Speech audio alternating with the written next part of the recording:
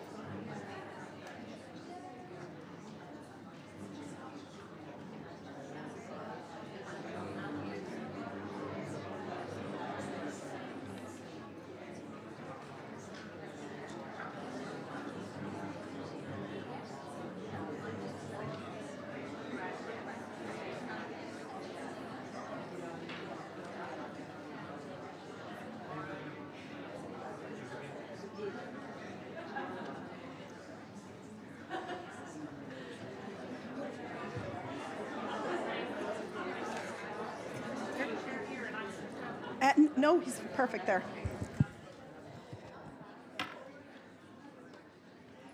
Good morning, everyone. I really want to welcome you all here. I'm Orla O'Connor. I'm the Director of the National Women's Council of Ireland and also Chair of the National Observatory on Violence Against Women. And I really want to welcome you to this launch, the launch of the report on, which is a long name, on the intersection of the criminal justice, private family law, public law, childcare processes in relation to domestic and sexual violence. As you will know, the National Women's Council is the leading national women's membership organisation with over 119 member groups from a real diversity of backgrounds and sectors. And this year we're celebrating our 50th year since we were founded in 1973. And today's launch is a really important event, as this is the first piece of research to address how our criminal, civil and child protection systems interact with each other, and critically from a victim and a survivor's perspective. We're really conscious that this is a sensitive topic for a lot of people, and for a lot of people that may be here today, as you may have experienced the impacts of what we will be discussing. This research and event is about validating these experiences and drawing attention to this problem as a first step in terms of changing our legal processes and also building those connections between the systems in terms of being focused on the needs of victims and survivors. We just want to remind everyone that this is a public event and it will be live streamed. And as I said, this could be a difficult topic, and we do want to share on screen the contact numbers if you feel that you need support during the event or also after the event this morning. We're very grateful to the Department of Justice for funding this and for working in collaboration with the National Women's Council in the production of this report. And I really want to thank Ministers Helen McEntee and Minister Simon Harris for their support and their leadership on this issue, as well as from the Department Declan O'Brien for the collaboration and advice throughout the research. I want to sincerely express our thanks to Ellen O'Malley Dunlop and Nuala Egan for their work in producing the research, and also for their thought and their commitment to this area of reform. I also want to thank, because for the purposes of the research there was an advisory group, and I want to really thank the members of the advisory group, Declan O'Brien from the Department of Justice, Anya Costello from Bernardo's, Mary Louise Lynch from CC, Cleena Sadler from the Rape Crisis Network Ireland, Nolene Blackwell from the DRCC, Mary McDermott from Safe Ireland, Sarah Benson and Christina Sherlock from Women's Aid, and Lynette Bradshaw from the Accompaniment Support Services for Children. And I also want to thank all of those who agreed to be interviewed as part of the research, because without you it wouldn't have been possible, and particularly to the survivors who participated in the research. And in addition to being part of the advisory group, I want to sincerely thank Nolene Blackwell again for her insight and contribution to the initiation of this research. We really are grateful for that. I'm just looking for Nolene here, but we really are grateful for that. Before I introduce our speakers, I just want to say a few more words on why I believe this research is critical in making the first step in recognising what is a serious challenge to our legal systems, and why we need to address them if we're to be serious about achieving a zero tolerance to gender-based violence and placing the needs of victims and survivors at the centre of our reforms. This research came about as a consequence of the Department of Justice's commitment to developing a victim's journey approach following the recommendations of the O'Malley Review into the conduct of rape trials. And it was very clear from all of the work of the NGOs, of the civil society organisations, in terms of identifying that victim's journey through the criminal, civil and childcare processes, that there was an absence of research and analysis of the experience of victims and survivors who are in the three processes all at the one time. It was also clear that the three systems didn't recognise or acknowledge this experience for the victim, and that it was up to the victim to navigate these experiences on their own, at enormous cost of re-traumatisation and re-victimisation.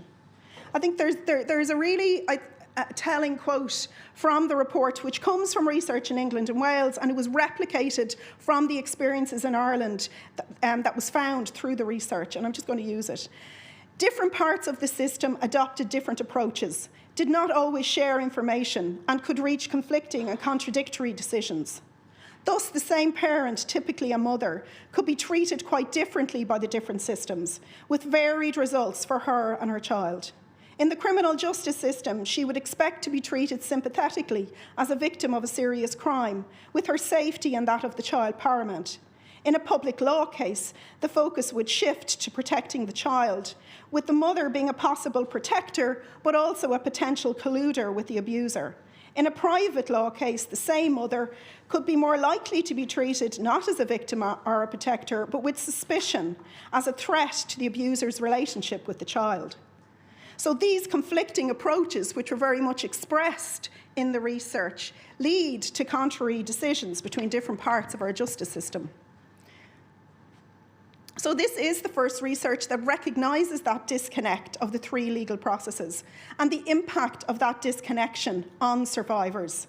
It's a powerful first step, in our view, to highlight the problem, to uncover it, but also to move towards what could be a more victim-centred and collaborative approach between the various legal processes. The research clearly shows the challenge for our courts, for our statutory services, for our departments, for our services, including An Garda Síochána, TUSLA, the DPP, to recognise the need for a more comprehensive approach that supports the victim and moves the burden away from the victim to make those connections. And you can see in the report that this goes from a simple level of ensuring clear and timely communication is made between courts, child protection systems, but also to a much more cultural shift, where we remove the blinkered and false view that the systems have nothing to do with each other, and where we leave the victim with all of the responsibility and all of the trauma. So just for a moment, if we can put ourselves in the shoes of the victim for a moment and think what it must be like for a survivor to be in the position of making statements to Garda about rape or sexual assault and/or serious physical violence, and within days to be in the civil court faced with the same person and having to argue over a barring order or access to children, with no formal acknowledgement that the criminal process is happening, unless the victim brings that information into the process. The victim is confused, not knowing what information can be shared and not wanting to jeopardise the criminal prosecution.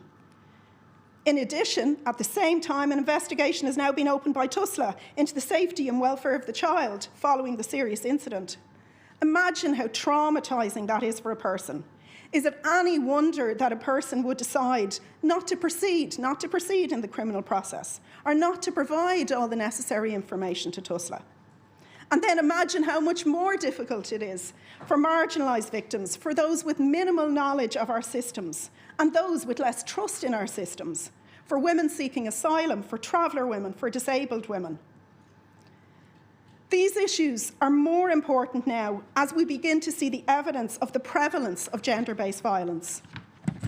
The recent publication from the CSO, the Sexual Violence Survey from the CSO, shows that 1 in 2 women will experience sexual violence during their lifetime, and 1 in 5 will experience non-consensual sexual intercourse.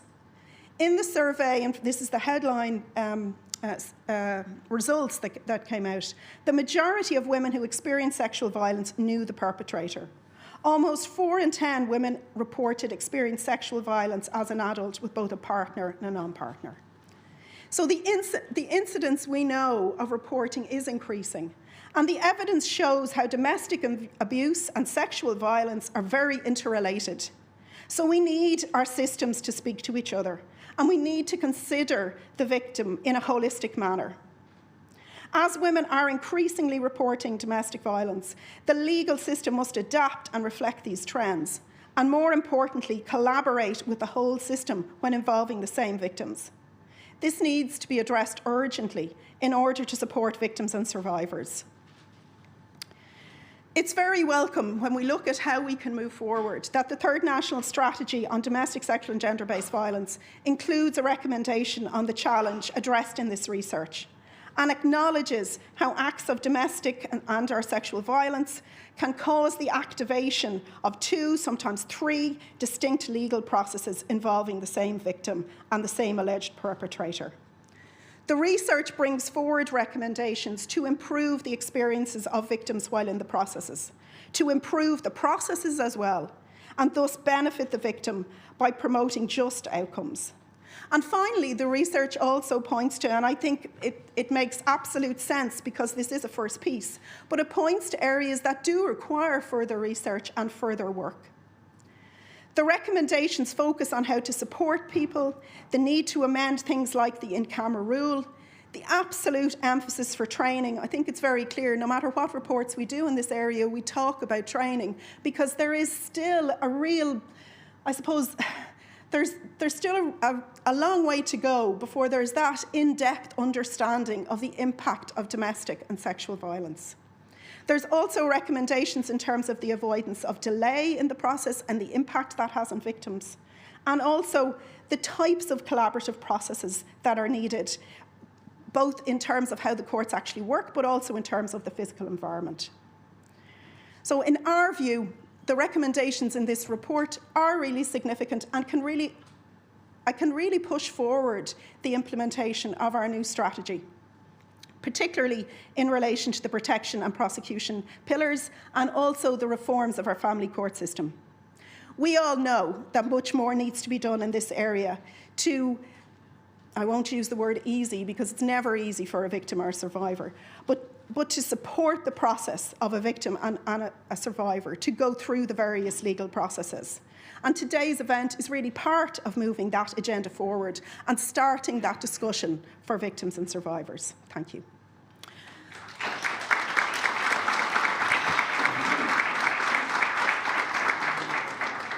So I now want to ask Minister for Justice Simon Harris to officially launch the research, and I really want to thank the Minister for his commitment in his role as Minister for Justice and also in his role as Minister for Higher Education in terms of addressing gender-based violence in a real way. We greatly appreciate your leadership. Thank you. Thank you very much, Orla, and thank you very much for your own contribution this morning. But thank you very much for your leadership in general in relation to this. Anytime I'm at an event in relation to domestic sexual and gender-based violence. I always recall one of the first meetings I had on taking up my other role in government was with you in your role chairing our National Advisory Committee on how we tackle sexual violence and harassment in third level education. I want to thank you for all that you've done.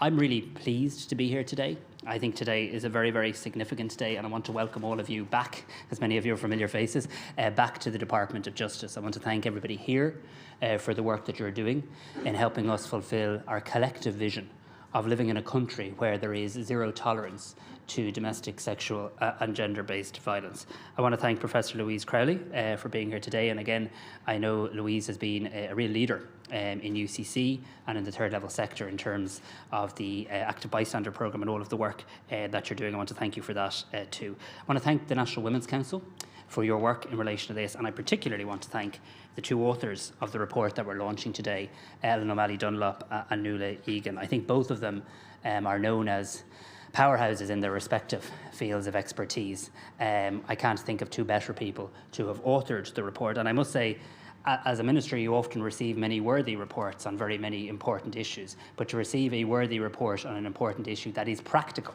in terms of the sense of its recommendations is a real assistance to me and to government in the job that we need to undertake. I particularly want to thank, of course, all of the victims and survivors and those working with them who fed into your report. And it's very clear in reading through the report that their voices and their lived experiences were at the centre of your work and indeed are at the centre of your recommendations and suggested next steps. And I thank you for that. It's only a few weeks since we had the CSO publish for the very first time statistics in Ireland in relation to sexual violence. And I remember on that day being asked, was I shocked by the figures? And I said I did find them shocking. And sometimes perhaps that can sound naive, but the reason I said it was intentional, because I think the moment we decide not to find such startling, horrific figures shocking is a moment we somewhat accept or normalise the epidemic that is domestic sexual and gender-based violence. So I will continue to be shocked, and we all should continue to be shocked and appalled at the scale of sexual, domestic and gender-based violence that people encounter. I'm conscious that every room I walk into to speak about this issue, that it is likely that a majority of women in the room will have experienced sexual violence. That's what the report tells us. Within that, the data also tells us that 80% of people will have experienced that violence from somebody they knew and knew well. So these are figures that should continue to shock us. But being shocked isn't enough. Being appalled isn't enough. It's what are we going to do about it? And that brings me to the benefit of today. Because today we have a report that shows we can take real concrete steps to make a meaningful difference in relation to the lives of people in this country, predominantly women and children, but not exclusively in terms of these issues. So the task in preparing this report with a very long name, was to examine the difficulties faced by victims and survivors of domestic sexual and gender-based violence in circumstances where there are parallel proceedings in different courts arising from the same incidences. And this is all too often the norm for a victim or survivor. It's not just one process, it's not just one niche process. There's many different processes happening at the same time. And if we think about it, depending on the circumstances that an individual finds himself in, it's actually possible that there could be at least 3 processes underway in parallel. There could and should be the criminal prosecution in relation to an alleged offender. There could be the civil proceedings in family law courts in relation to orders under the Domestic Violence Act, custody, maintenance, other family law matters. And there could also, again in parallel, be child protection proceedings in which TUSLA may be centrally involved. So this report endeavours to examine that intersection. And again, as Orla acknowledges, it stems from and flows from a commitment in our third national strategy. I think it's important to acknowledge at the outset that we know that the system can be very onerous for a victim to navigate. And we also need to be honest, we know that a perpetrator can use that to their advantage. We know that a perpetrator can try and use the complexity, the confusion, the stress of a scenario to try and intimidate a victim, to try and prevent them from persevering with giving their evidence on the criminal side. We know that reporting rates, whilst increasing, are far, far too low. And attrition rates for those who do not take that steps of reporting are much higher than any of us would like them to be. So the challenge for Ellen and Nuala was to try and identify practical things that we can do to better support victims when they come forward, given that complexity. We cannot, unfortunately, remove all of the complexity, but what we can do is make sure where there are common sense, practical measures that we take them. And shortly, Professor Crowley will introduce the two researchers and they'll present their own work, but I'd like to just this morning touch on some of the discussion and some of the issues that struck me on a couple of reads through the report in recent days.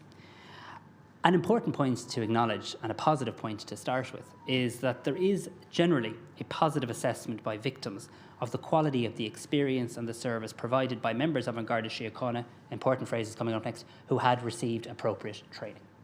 So we already know the positive impact that training is making.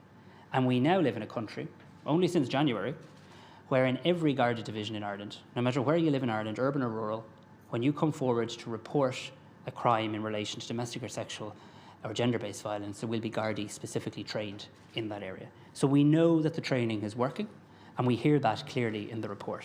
And training is something that An Garda Síochána prioritised following the publication of the O'Malley report, and is also a priority and indeed an overarching action in our third national strategy. So this should give us some hope that the work that is underway is already making an impact, and encouragement and motivation to do more and to do it as quickly as possible in terms of ongoing training of all professionals who come into contact with victims and survivors. The challenge now is to ensure, as I say, that all members of An Garda Síochána, not just some, are trained to that same high level, and that staff in all frontline situations are also trained. And as the report notes, that we bridge the gap that still exists between new communities and minority groups and official bodies in Ireland as well. I also note the focus on the clear need to embed interagency working, and this comes across very clearly in the report, including joint interviewing of children by criminal justice and childcare personnel. Again, thinking of the child, having to constantly subject the child to interview after interview, instead of actually not just saying it's complex, not just saying it's hard. Just because it's complex or hard isn't a reason not to do it. We actually have to now respond to the challenge the report has set us in terms of how you do the joint interviewing by the criminal justice and childcare personnel, and by how you data share. The data sharing is an issue that comes up time and time again. In my time in the Department of Justice, I have come across this in so many scenarios. Again, I accept it's complex, but complex isn't a cop-out for not doing it. This is an area where I am glad that we can report some real progress, because on the youth justice side, we've now very recently secured an agreement on a data sharing protocol for our Greentown and bail supervision projects, and these involve both the Gardaí and TUSLA. So this is now, for the first time, a template for data sharing between these two vital organisations in this area, and one we can build on. And just last week, we published the Inception report for the European Union and Council of Europe joint project called Supporting the Implementation of the Barnhouse Project in Ireland. And the development and implementation, as many of you will know, of the Barnhouse model of service is cross-government, it's multi-agency, and it's a really significant initiative to try and help victims and survivors of childhood sexual abuse. The national rollout of the model involves three departments: the Department of Children, Equality, Disability, Integration and Youth, the Department of Health and the Department of Justice, and working together along with TUSLA, with Children's Health Ireland, with the HSE and the Gardaí to deliver it. So again, an example of how that multi-agency approach, which we know works where it's in place, but can now be rolled out nationally as well. Chapter 3 of the report is also very important because it analyses the 4 factors that have a cross-sector attritional effect. And what this means is that the report identifies, again in a practical way, 4 real experiences that can cause a victim not just to withdraw from the specific court process in which the negative experience occurs, but actually to withdraw from all parallel processes too. So a bad experience in one of the processes that I've outlined can have a knock-on effect that the victim survivor just immediately withdraws from all of them. And there are challenges here, and there's challenges that are for me and from this department and for government. Some of them relate to the delay in the legal processes, and I'm very pleased that we've now received the go-ahead to significantly increase the size of the judiciary this year and next year. And that's not about, that's not a measure for the judiciary, it's a measure for the citizens of this country and people who come forward and need access to justice. And also the absence of comprehensive court or non-court support services for victims as well. I've also noted the recommendation for a recognised presence within the courtroom for those providing court accompaniment for victims of domestic, sexual, gender-based violence in family law proceedings. And I think this is something that should be moved on and moved on quickly. Again, somebody at a very difficult time in their life having gone through a horrific trauma, comes forward and seeks the assistance of the justice system. They build a bond, a connection, a relationship of sorts with an individual. That person perhaps becomes a trusted person, perhaps even becomes a rock of support in a complex and difficult process. The idea that that person can only go into this room and not that room is a real and practical problem, and the report puts that up in lights, and it is an area that I intend to act on. So all the recommendations in relation to delay, in relation to better support for victims, will now be examined as a priority by this department. And I want to assure people that they very much feed in to both the annual plans that fall from the zero tolerance strategy and also the the family justice strategy as well. We've got to respect, and we'll say it even though it's obviously our courts are independent of government, and obviously it's important to note that every court system is independent of the other. That is the system we have. We all respect that. That is not the same as saying that somebody shouldn't be able to have all the information. Every court system is independent of the other. That's an important cornerstone of how our court system works. And the courts are independent of the government. But that doesn't mean there can't be better access to information. So a judge sitting in one court is able to make a decision informed by all of the facts that they would believe relevant. And I really welcome some of the recommendations in this report, again in the practical space. And I include in that the domestic violence court register. The idea that a member of the judiciary would be able to consult with that register in advance of making a decision in another court, I think could be hugely helpful. So while accepting that the basic features of our court system are as outlined, this report does make a number of common sense recommendations. And as I've said, that central information depository, the register, call it what you will, could really be very helpful in making sure each court is aware of a relevant order or an outcome in the judicial process in another court as well. So I wanted to be here today to say that I think there are measures here that can be moved on and moved on quite quickly. And this department and this government will work through the zero tolerance strategy, through the family justice strategy, to make progress in relation to this too. I just want to also touch on the recommendation for a modification of the in-camera rule to clarify again that a victim can seek help and access to therapeutic services and can discuss the case without fear of being in contempt. That's never what in-camera was meant to be about, making a victim feel fearful that they can't actually seek therapeutic supports, or that if they say one wrong word, they'll be in contempt of court. So again, not a scrapping of a rule, but a modification, a practical modification of the in-camera rule could make a very real difference. And again, these recommendations relate very directly to our family justice strategy. People here will be familiar with the family justice strategy. It contains more than 50 actions. I think the most fundamental part of it, though, is our new family courts bill. The idea that we recognise that there is a need for distinct courts with specialist judges, with expert training, working in this area. We agree on this. We're moving on this. The Family Courts Bill was published in December. It's completed second stage in the Seanad, and it will create new dedicated family courts as divisions within our existing court structure. It will create family court judges who will have specialist training and who will be assigned on a full-time basis. So you're not doing a bit of a family law case as part of your work. You are a full-time expert specialist family law judge within the family law courts. So I really want to thank you for this work, sincerely thank you for it. I wanted to be here to let you know how seriously we take it, how much we welcome it, how much we see it as a positive development as well. Of course, all of this happens against the backdrop of our wish to establish a new domestic, sexual and gender-based violence agency. That legislation has gone under pre-legislative scrutiny. We want to get this agency right, but we also want to get it up and running by the 1st of January, because we want to have a dedicated agency to drive implementation and coordination on what you all know so well are so many complex and disparate issues that need to be knitted together as well.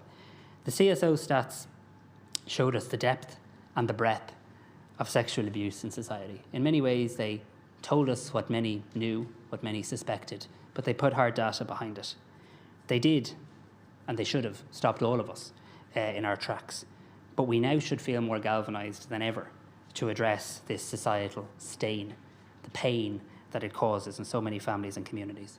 This will require bold measures, not just shock. This will require real action, not just reports. And I do believe it will also require all of us in political life, including men, to step up to the plate and not see this as a women's issue. This is an issue that is an epidemic in Ireland, and it's going to require leadership. leadership from men and women, leadership from everybody at all aspects of government in all parts of society. It's going to need leadership from parents, including fathers like myself, having honest, awkward conversations about sex and about consent. It's going to require men challenging the rhetoric, the innuendo amongst their peers. And it's going to require every one of us not to say that's a job for somebody else or that's complex. Of course it's complex. That's why we get out of bed in the morning, to fix complex issues that can make people's lives better. And I say finally to anybody listening into this today that is a victim or survivor, I want you to know that supports are available today. I want you to know that you never need to wait for a report to be implemented to come forward. I want you to know that if you're at risk today, immediately you phone 999. I want you to know that if you're in need of information today, stillhere.ie is there for you with lots of resources and lots of information. And most importantly, I want you to know that you can't wait, and we'll make sure we act quickly. Go míle maith.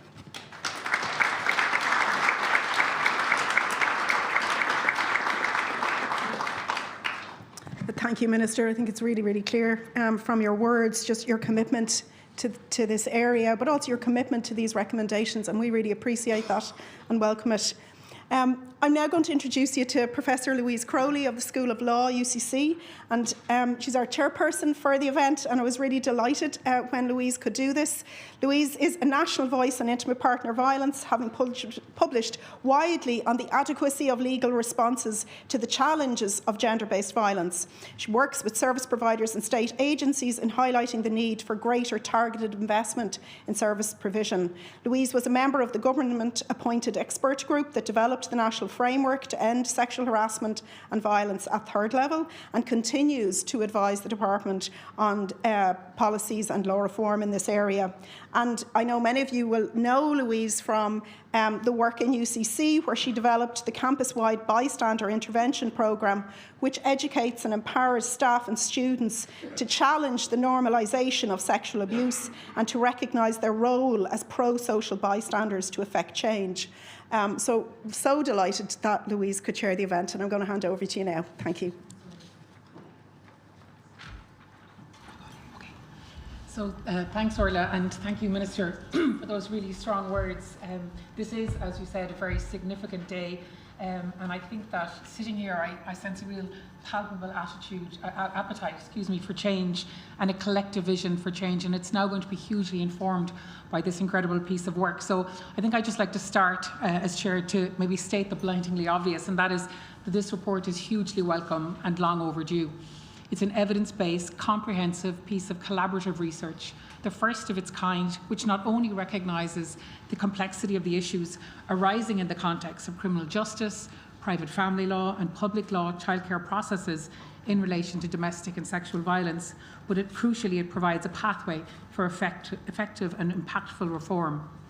And so the academic in me would like to comment on what I regard as the gold standard approach that was adopted in this research along the lines of the 3 F's. So firstly, it established the facts of the current circumstances, identifying the shortcomings arising from our coexisting but independent systems. And then it moves to the findings, uncovered when exploring emerging best practices that can be considered and incorporated into the Irish context. And finally, it looks to the future, identifying recommendations of how these different arms of the justice system can work together and in harmony, taking a victim-centred approach that better informs the decision-making process and that can better safeguard the rights of the vulnerable parties throughout their journey of the public and private elements of the family law and justice systems. The Department of Justice and the National Women's Council of Ireland must be commended for their foresight in identifying the need for this critical collaborative research, and congratulations to the National Women's Council for delivering on the work, and to the Department for supporting and funding the commission of this collaborative work. In funding the work, the Department has demonstrated very real commitment, certainly echoed by the Minister today, to its promise to track the victim's journey through the various processes arising after the publication of the O'Malley Review. I would also very much like to congratulate Ellen O'Malley Dunlop and Nuala Egan for their outstanding work, their comprehensive desk-based research, which is supported by powerful qualitative data, resulting from very significant engagement with a range of parties with direct involvement in the multi-layered issues and experiences within these 3 processes. The scope of the research has allowed Ellen and Nuala to capture most vividly the myriad of issues and challenges faced by those who are party to multiple sets of proceedings, as well as the challenges identified by service providers and support agencies. So what has been produced is a hugely valuable and hugely actionable piece of work. This is a really powerful start to what will be an ongoing transition to better systems. What this report does is open up a much broader and in-depth understanding of the range of issues currently being experienced. The report also identifies the very strong need for further research. We need to continue to hear the voice of the service users, the survivors and victims of domestic, sexual and gender-based violence, in order to fully identify the actions that need to be taken to achieve a victim-centred, collaborative approach which respects and protects the rights of all parties involved. And we're very fortunate today to not only have this report, but to be joined by Nuala and by Ellen, and indeed by our panel later this morning, who can share with us their experiences, both as service users, survivors of domestic violence, and those who provide supports in this very challenging area, so that we can get a full picture of the current experiences and perhaps the vision and the hope for a better system going forward. So I will leave it there. Before I finish, I would just like to mention again, following on Orla's comments about how challenging this area is for everybody in the room, and in particular for those who are survivors or perhaps currently still victims of domestic, sexual or gender-based violence, or indeed maybe supporting those in such circumstances. So if anybody is triggered by any of the conversations or elements of the report, please feel free to slip out. There is a room that we have identified, a safe space for you to find some time just outside here beyond the foyer. So if you slip out, one of our colleagues will join you and will show you to the room. So please feel free to do so if you need to. And again, to echo Orla's comments, do please reach out to any supports you might need over the course of today or beyond. And perhaps today would be a good time afterwards to take a stroll or take some time to yourself, just to gather your thoughts and find some peace after today's difficult conversations which will invariably arise. So again, thank you to you all for joining us, and I'm going to now hand over to the brilliant authors of this report. Ellen O'Malley Dunlop. Ellen was elected to the Council of Europe's Grevio Committee in June 2022. Ellen is an adjunct professor at the School of Law in the University of Limerick, and Ellen has served as the CEO for the Dublin Rape Crisis Centre for 10 years, and she also served as a member of the Legal Aid Board and was a member of the Task Force for the Child and Family Agency. Ellen has published widely on victims' rights. In collaboration with independent consultant Mary Higgins, they delivered the Audit on Ireland's Response to Domestic, Sexual and Gender-Based Violence in 2021, a crucial document which was commissioned also by the Department of Justice. And Nuala Egan. Nuala is a senior counsel and has been in practice as a barrister for over 20 years. Nuala is currently a member of the Legal Aid Board and was formerly a lecturer in constitutional law in NUIG and in family and child law in Trinity College, Dublin. Nuala was also a research assistant in the Law Reform Commission and a legal advisor to the Oireachtas Committee. And we are really delighted to have this report and look forward now to the insights and overview that Ellen and Nuala will provide for us. And it will be followed by a Q&A so we can further tease out what they share. So thank you.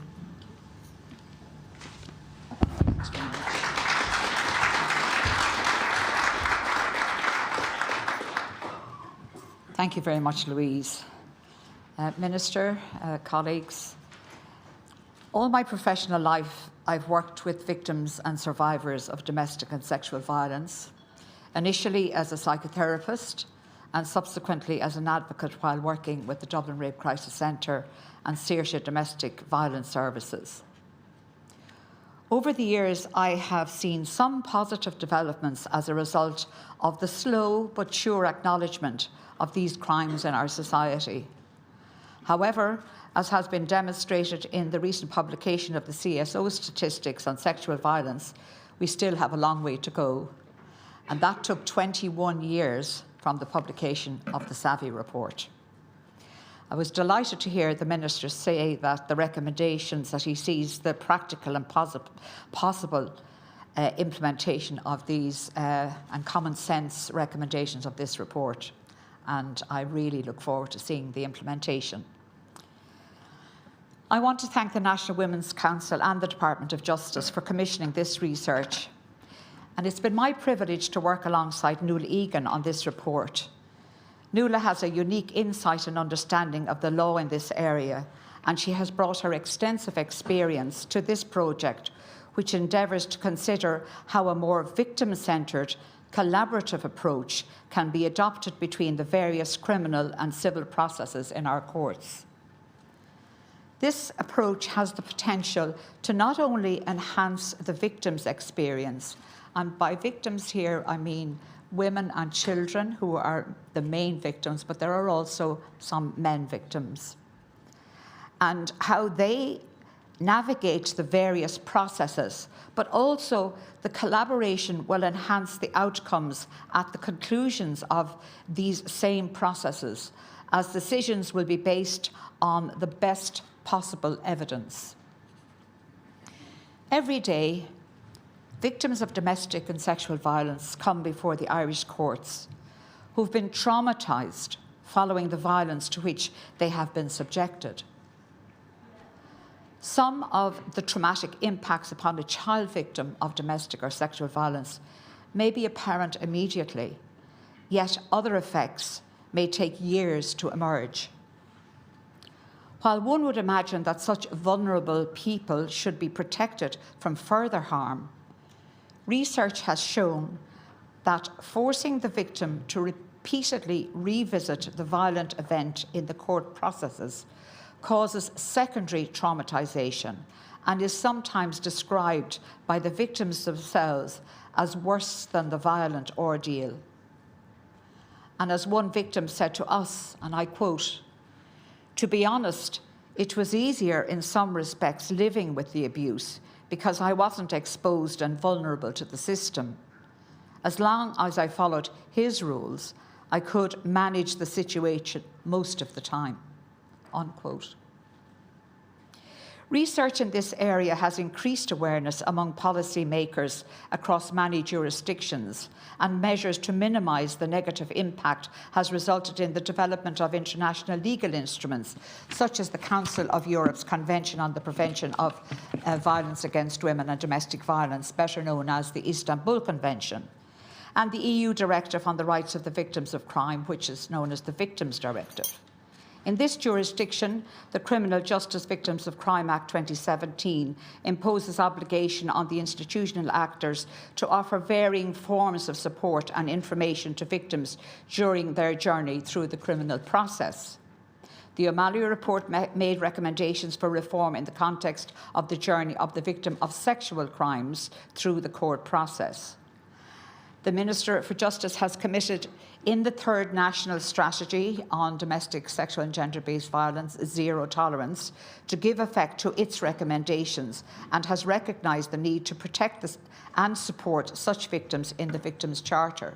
And of course, as we know, no report or any report is as good as how the recommendations are implemented.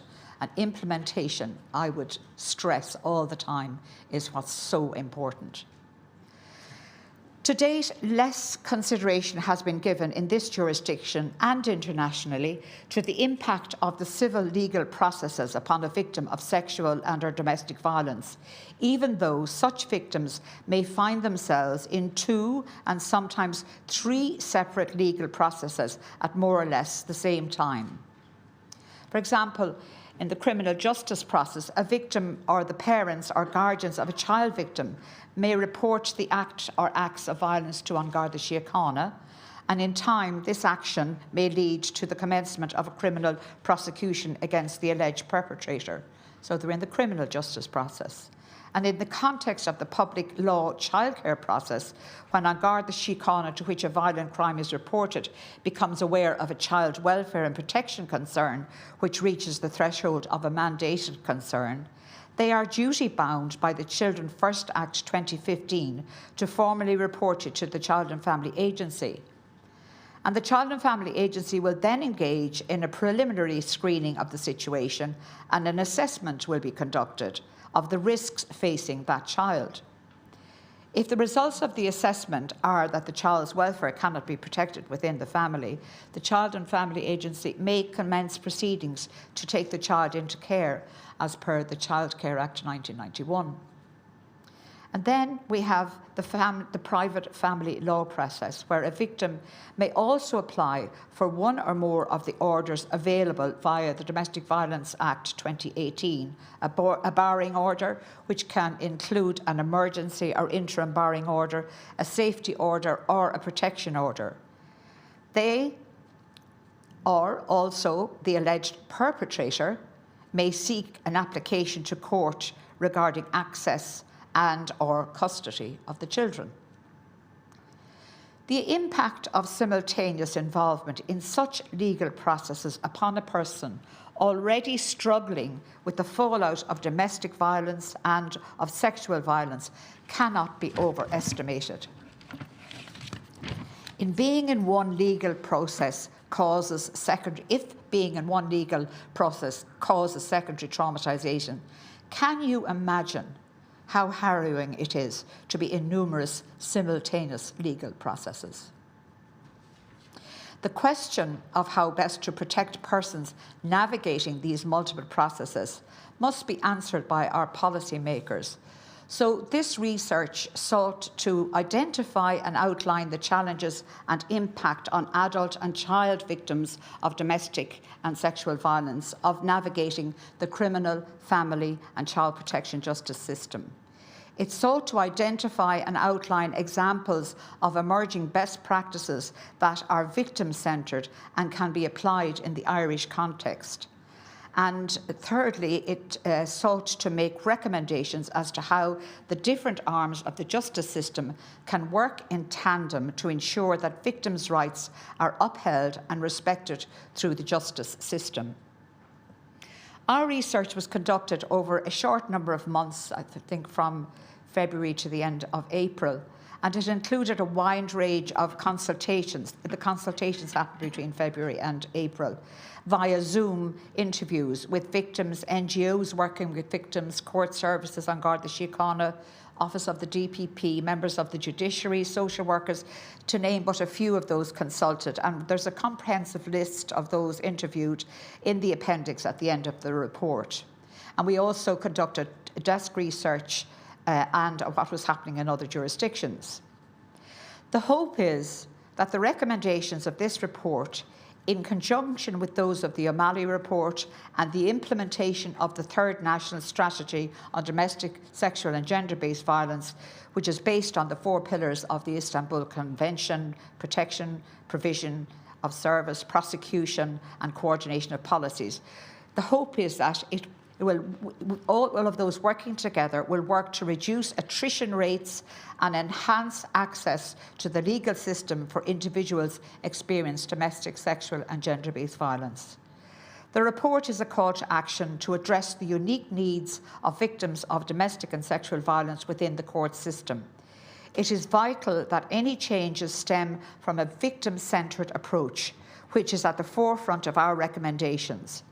Having a wraparound system of both court and non-court support for victims throughout the entirety of the legal processes is vital in developing a system which doesn't cause additional stress and difficulties to victims of domestic and sexual violence. I am now going to hand over to Nuala, who will present our findings and our recommendations. Thank you.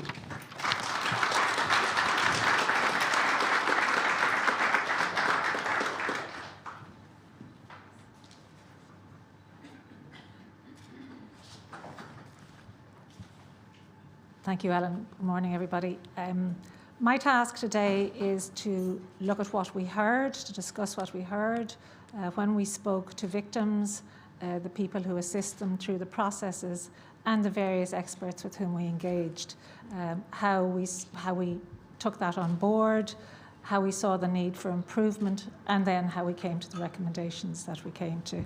And before I start and go into that, I would like to say that this is not a comprehensive look at 3 systems under the spotlight. It's a focus on the intersection, or what should be the intersection. And when I was when we were conducting the research, and we were trying to ensure that we stayed within our proper remit, what I found helpful was the use in my head of, bearing in mind that the title has the word intersection in it, is the use of a Venn diagram with 3 circles in it. So we have one circle with your criminal justice process, the perpetrator being prosecuted by the Gardaí. You have your second one with your private family law process, with your applications of the Domestic Violence Act for your barring order, your safety order, your protection order, or perhaps an application for access or custody of the affected children. And thirdly, then you have the circle which is the CFA circle, the circle which may, because the Child and Family Agency may have concerns about the well-being of the child or affected children. If those concerns are of such a nature that they think the child needs to be taken into care, then proceedings will be brought. So you have these 3 circles. And unfortunately, you appear to have in the middle of those the victim or victims and the family of victims and her or his lived experience of domestic or sexual abuse. And the reality of what we found is that, keeping the Venn diagram with us, is that there is really little or no intersection, that there should be, but at the moment there isn't. I don't like to use absolutes, but I'm inclined to say none at the moment. And what does that mean, in effect? What it means is that sometimes information that's gathered in one process, maybe by the Gardaí in the course of prosecution, or preparing the prosecution, is used in that process. And it would be entirely relevant to the other processes that are ongoing simultaneously. But because of the way the systems work independently, that information never makes it into the courtroom. If it never makes it into the courtroom, it's never considered by the judge. So the judges are making decisions nowadays affecting victims, adult and child victims, on the basis of less than optimal information. They're making it with a partial picture of the history of violence, because very often it's not just one act, it's a history and a pattern of violence. So they have a partial picture. If they have a partial picture, we don't have an optimal response. We don't have a system which produces the optimal results for victims. So how do we change that? And we change it by what I would have called low-level recommendations. I'm glad that the Minister characterised them as practical. And it's about developing collaborative practices. Now, I know that there's people here from the Child and Family Agency, there's people here from the Gardaí, Department of Justice, etc. And we're not saying that there are not collaborative practices in being. But much like Geoffrey Shannon said in his report when he reviewed the Section 12 of the Child Care Family Act, much of that collaboration appears to be on an informal basis. A local guard gets on with a local social worker. And that is not how our system can work. We have to have formalised channels of communication so that we know it happens everywhere. It just doesn't happen because individual people have good working relationships. So it has to move from that informal process to a formal and consistent and thorough system of sharing information. Again, all with the view that in the end of the day, the judge assigned to deal with the issue will have the complete picture. We also have a situation, so say in your criminal process you have an institutional actor such as the Gardaí gathering the evidence. In your public law childcare process, you have the CFA gathering evidence. But then in your private family law one, it's basically one individual versus another. So what do you do there? Because really, in reality, there's Gardaí who have information, there's a Child and Family Agency who may have information, and that may all need to be brought before the private family law court so that judge can have a full picture.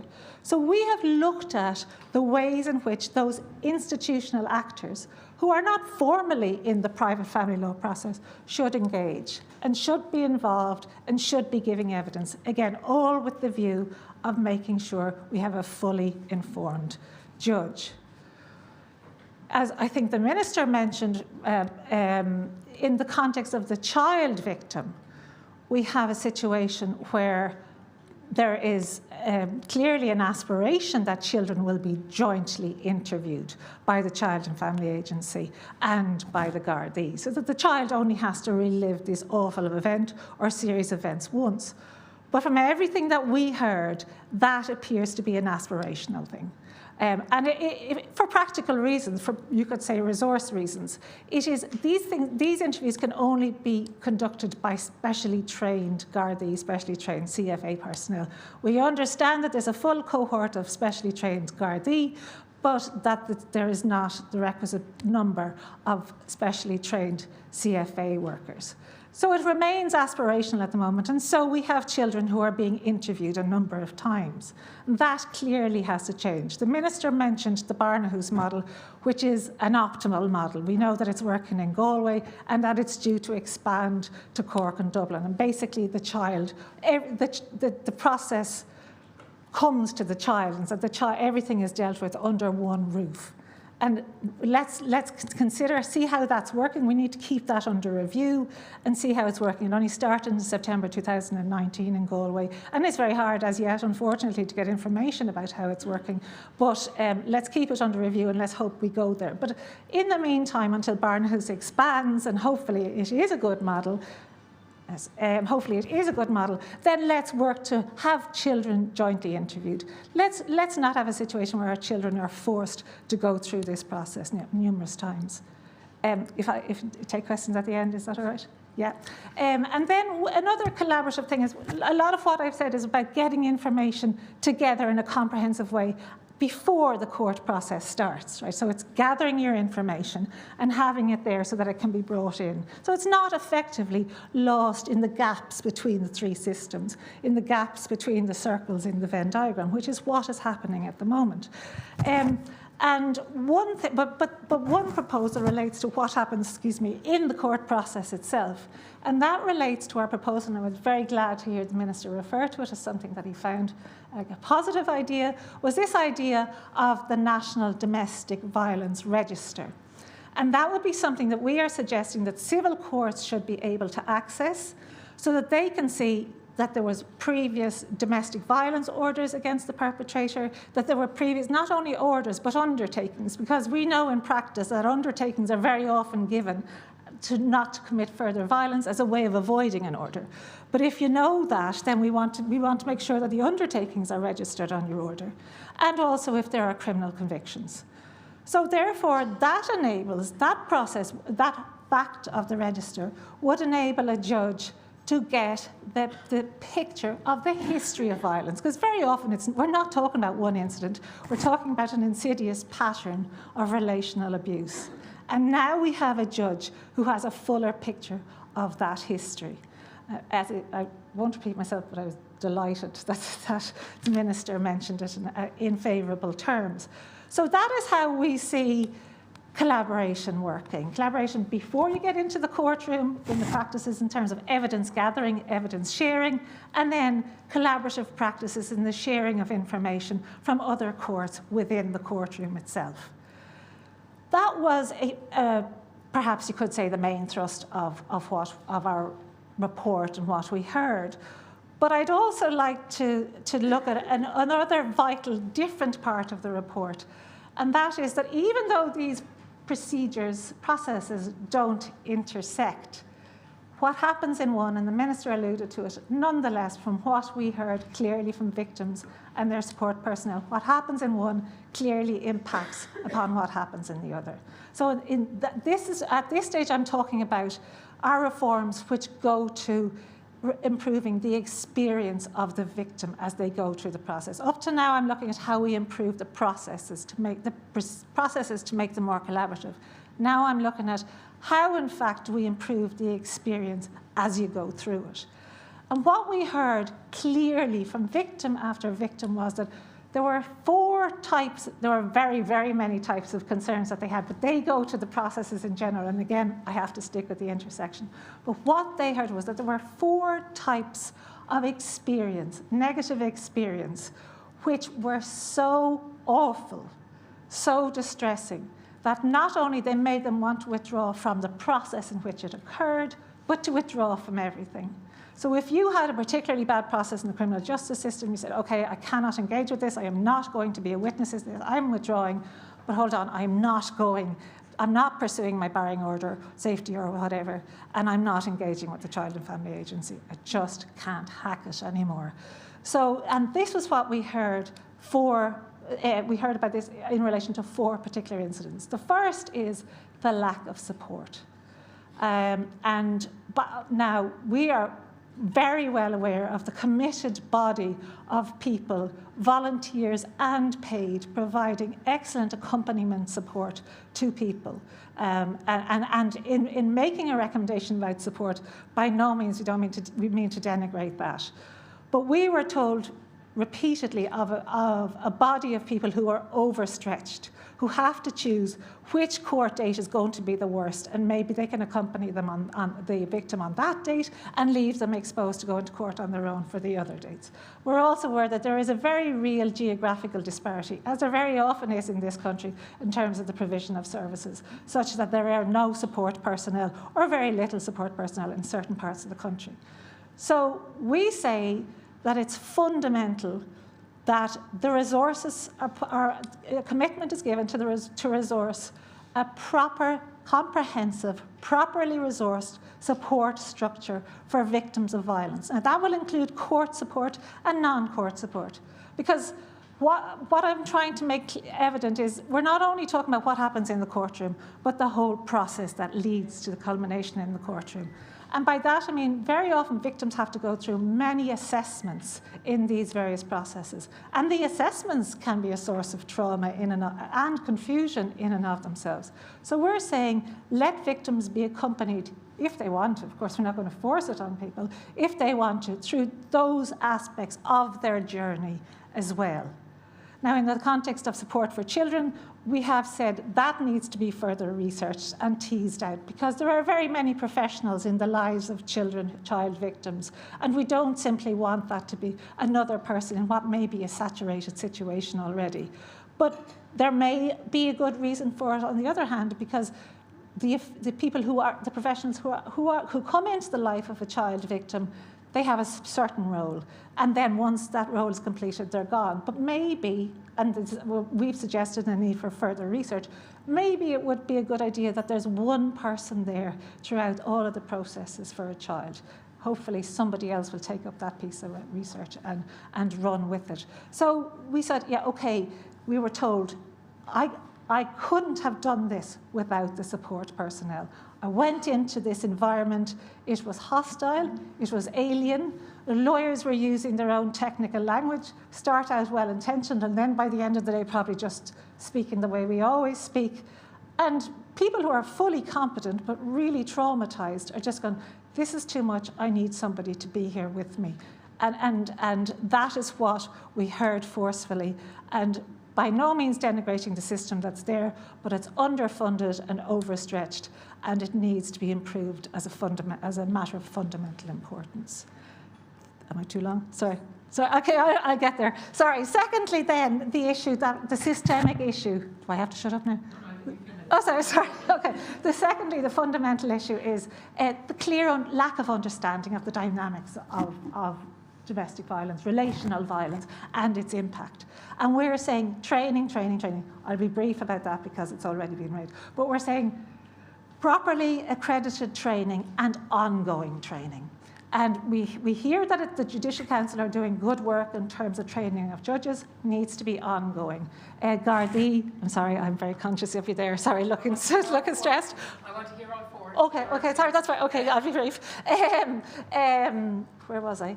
Sorry, the judges need more work. Gardaí, the trained Gardaí, very clearly underlined positive experiences at the hands of trained Gardaí. But everybody in the court building, everybody in the process needs to be trained. And we heard about the people in Dolphin House, that there was training provided to everybody. The court guard who opens the door was given training, right up to the judge, in relation to domestic violence. And people said, we did hear ongoing problems, but people said it made a fundamental change. So lawyers need to be trained. Social workers, astonishingly, it's not part of the mandatory training of social workers. Experts who give evidence in relation to the needs and wishes of children, we don't know what there is evidence. Everybody, I'm sorry. So basically, everybody needs to be trained, and it's not a once-off. It needs to be ongoing. Thirdly, then, delays. If the delay is so significant, lives are put on hold, and people are saying, I can't go through it, let's pull out and resume life. Because they're not only putting their own lives on hold, they're putting their children's lives on hold. We are very hopeful that the decision to appoint a very considerable number of new judges and the provisions in the Family Courts Bill, which talk about active case management, so keep the processes moving, that will make an improvement. I won't go into other details about that. And finally, it might seem trivial, but it kept getting turned up to the actual physical body of the court, the absolute lack of consultation rooms, the need for your client, the victim, for the victim to share intimate details with their lawyers, right, cheek by jowl, effectively, beside an alleged perpetrator. These are things that can be changed because we're looking at the new family court structure. This is a good time to change those particular issues. So these are the systemic issues that are so fundamental that they cause people to withdraw from all of the processes. I've gone through that. Can I just very briefly? The in-camera rule, obviously devised for good reasons with privacy of victims in mind. We did feel that the inability of victims to talk to this support person that we feel needs to be in the room, that is actually goes to the extent that it's an access to justice issue. If people can't understand what's going on, what is the reality of talking about active engagement with the process? It's a nonsense. Secondly, then, people being able to talk to therapists with it. Now, these people will remain subject to confidentiality obligations. Sorry. And finally, look, I know it's only one part of the process, and we're really heartened to be part of that process. And I will shut up, but it came to my mind today, the Ombudsman for Children made a comment in relation to children, and I think it can be used, it can have general application in relation to all victims, adults and children. He said, we interviewed him, and I know that we said we wouldn't use attribute quotes to anybody, so it's not an exact quote, it's an approximate quote, that he said that child victims have too long been forced into a system that isn't made for them. That we have to stop thinking in terms of the system, we have to start looking at the child victims, and we have to fit the system around the victims. So that's basically where we're coming from. Thank you.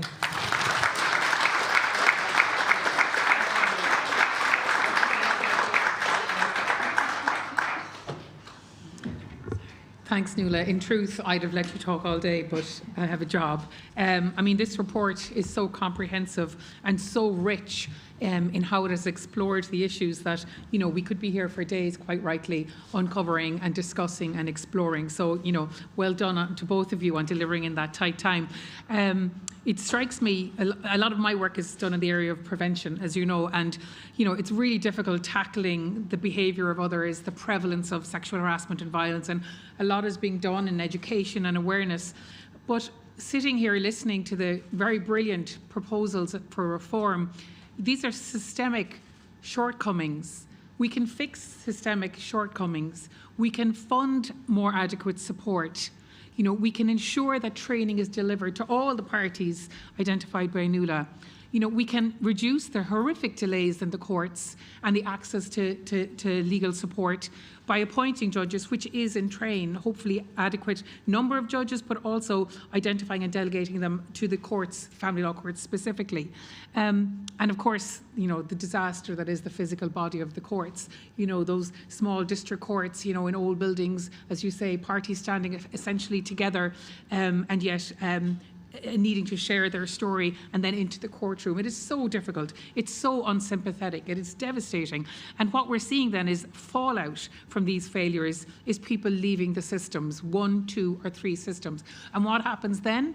Either they're left abandoned without remedy, or worse again, perhaps they go back to the perpetrator. So this is what we're causing, and I firmly believe that these recommendations are all actionable and must be actioned. And the Minister was quite passionate in his commitment, and I really hope we can see this through, because we can affect change, and I think we must affect change. So thank you both so much, not just for the report, but articulating it so well here for us this morning. So we do have some minutes for questions. I believe we have some roving mics. We've one there and we've one there. So we have a question here, the lady in navy, and then I'll come to the front. You might please identify yourself. My name is Madeleine McAleer and I work in primary prevention in Haven Horizons. And I'm also a lecturer in domestic abuse and coercive control. And I really want to say that I find the report really hitting the spot about the gaps in interagency work. And it really speaks to Professor Marion Hester's three-planet model. She talks exactly about this, these 3 planets that are orbiting on their own around the victims and children, and why that's so dangerous. And there are some international models like the Blueprint for Safety, which addresses these issues as well. And I think that I agree with the Minister, the recommendations are really practical, and I look forward to seeing them being implemented and those 3 planets being brought together. And I actually use, in the last week of my course, a Venn diagram with these 3 agencies in it, and saying that what we have to do is make them overlap and have the victim and the children at the centre. So congratulations, it's a fantastic report. Thanks very much. My name is Miriam Baranjeros. I'm a translator-interpreter here on personal capacity. So we have more than 100 languages spoken in Dublin, in Ireland. So I have just trying to understand if any interpreters, translators were contacted. The reason I'm saying this, obviously, I work in the courts, myself and other colleagues does. We are obviously all qualified interpreters with the Irish Translators and Interpreters Association, but I'm just looking at best practices in other countries where they have some recommendations of the use of interpreters. Did you contacted any of them, or do you think that anything can be done? Particularly interested as well in areas to do with training of interpreters, and obviously trauma, obviously, as you can imagine, and many of the interpreters, they come across this, suffer from trauma. So perhaps this is just a recommendation from myself, and here on personal capacity, I don't represent anyone, but I obviously have interpreting really very situations of domestic violence in courts. Ellen will take this. In terms of this particular report, we didn't interview any interpreters, but I can tell you that from the Dublin Rape Crisis Centre has a training for interpreters, because they really do acknowledge and appreciate the possible vicarious trauma that can happen to interpreters. So there is a training available with the Dublin Rape Crisis Centre. Thank you. Here, on the 4th row here in the aisle, please. And then Cleona. Thank you so much. My name is Yuriria Herrera. I'm volunteering in Latino Women Against Violence. And my question is, did you consider in this report the situation of immigrant women victims who can face additional barriers such as language and immigrant situation? We did, and we acknowledge that there are groups in society who face additional barriers and who may, perhaps with an immigrant status that's not regularised, also be, that's an additional barrier to being willing to come forward and share. So yes, we recognise that what we're saying represents the experience of large parts of the large experience of a large part, but that there are additional different, less experiences, and that we need support personnel who reflect that, and that their experience needs to be taken into account. We referred to immigrant women, immigrant people, immigrant victims, and people from LGBTQI personnel. We refer to travellers. So we see that there are people who already may face additional barriers, and in the context of immigrant women, a reluctance because their status may not be regularised to engage in these processes. We recognise that these are additional factors and that these have to be taken account of. And also people with disabilities. Sorry, I should have said that, yes. Thank you. Thank you. Cleona. Thanks, Louise. Just to add, and I've said it before, but congratulations. I think the light that this brings on this very hidden subject is just, it brings us into, it's landmark, it brings us into a new phase in dealing with, I know all of us in this room have been dealing with this for years in various ways, so congratulations. But can I ask for clarification on one of your recommendations? Yeah. And I mean, in some ways it's a perfect example of how the systems haven't worked together. So one of your recommendations is a rewrite of CASP, so the Child and Family Agency's child abuse substantiation policy in light of a joint protocol with An Garda Síochána. Now, as you know, the information sharing agreement between An Garda Síochána and TUSLA was years in the making, and then CASP was conducted in parallel without any reference to that process, putting essentially the agreed information sharing agreement in the bin, and had to be started again by An Garda Síochána and TUSLA. Are we saying, and the piece of clarification is, and I know there's a time lag between your research and this launch date, so the second iteration of CASP was at the end of June. Yes. Is it that CASP that we need to also now rewrite, or is it the Yes, previous because one? that's the one which particularly says, and if the report doesn't make that clear, which particularly sees the CFA sort of going it alone in terms of how they engage with victims and victim families. So that it seems that shared, that collaborative work is put back in time by the new CASP. Yes, and I should have, and I meant to say, sorry, that a piece of a bill that came out after our report was finished is the Childcare Amendment Bill 2023, and the heads and the schemes of that under heading 10, there's a duty on the various public bodies, including An Garda Síochána, including Child CFA, local authorities, etc., to cooperate and share information. So we are getting to a stage where hopefully we can move beyond agreements into legislative regimes, because I think given that CASP has been, or the new iteration of CASP has been rightly received with concern, because it's a step back for collaborative practices, we need to move into legislative terrain, and it looks like we're going there, which is a positive. Okay, we might just take, Karen has a question, and we might leave it there for now. We will be having more Q&As after and with the panel after our break. Thank you, Karen Kiernan from One Family, and just like to really commend everyone who contributed to this and brought this about, because this is an issue for many of us who are working with children and families see every single day, is they're trying to navigate these courts. And we're also aware that it would be really useful to have a whole child victim section. So I appreciate you've made that distinction, because there are children who are victims of crimes from their parents, but who are being court ordered in private family law court into supervised access, which doesn't really exist because there aren't any centres to provide that. So the intersection between this and other strategies is hopefully going to be very helpful.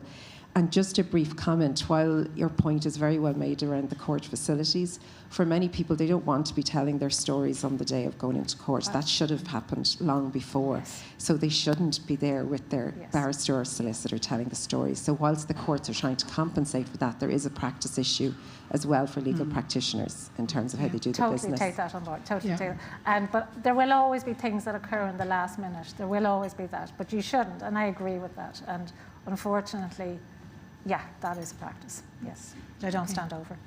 So we might just take our break now, and I'm conscious of the two of you. We'll come back after the break. I'm anxious to stick to schedule, so thanks very much. And thank you to everybody for your engagement.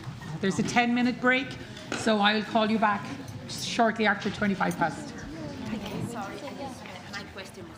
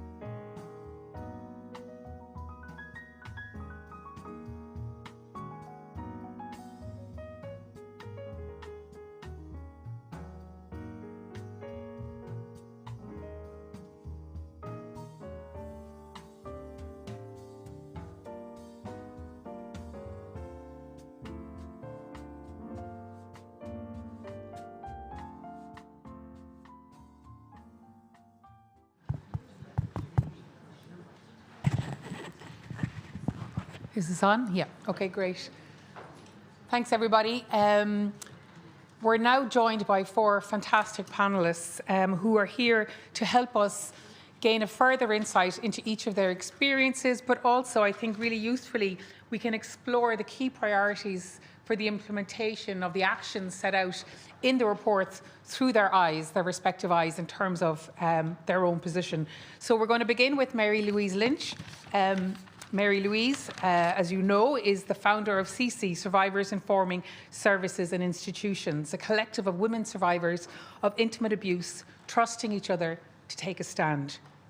Mary Louise tries hard not to be a militant feminist after surviving years of abuse, whilst navigating the systems that we're talking about today in Ireland.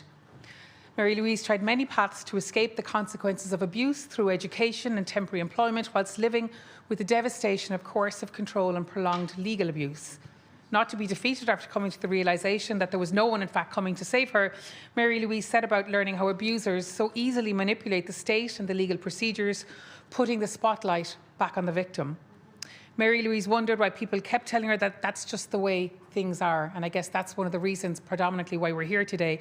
Things shouldn't just be that way. So when Mary Louise reached out for help along the way, she felt supported to a point, but found real purpose when her path crossed ways with other survivors. Working as part of a collective through CC, Mary Louise wants to help build a better system instead. Her academic background includes philosophy and history, transformative leadership, and women's studies. So Mary Louise is going to talk to us now for about 5 minutes. Hi, I'd like to thank everyone involved for today's report and the solutions contained within it. Through CC, we are met on a daily basis with women survivors reaching out in desperation and frustration at the suffocating situations with which we find ourselves in. Utter despair at the end of a phone when women are asking, why won't the Gardaí help my children? Or TUSLA are doing nothing and they know that the children are being abused. Each one told to go back to the judge and explain the situation. The judge will probably go by what the expert said in their Section 32 or Section 47 report. We might hear, but they ignored domestic violence. They said that I'm the problem. He told me that I'm emotionally abusing my children because of the reports that went into TUSLA. One survivor speaking of her little girl, she made disclosures. She's afraid of him. I've never stopped her from seeing him. She doesn't want to go with him. What can I do? I'm being accused of alienation. Now the onus is on the mother to force her frightened, abused daughter into contact. If she doesn't, there's an ever-increasing likelihood that she will lose custody, and if her attempt to protect does not end, then her daughter may be denied all contact with her mother indefinitely. It seems the biggest barrier to survivor engagement is a uniform fear of re-traumatization. That, or the fear that a disgruntled perpetrator insistent on preserving their reputation will take a case against anyone who dares expose their behaviour. We can't talk to survivors about their experiences because it may cause harm. What does harm look like in reality? It looks like 10 years trying to get divorced from someone with multiple assets, hell-bent on making sure the woman who dared to leave will get nothing.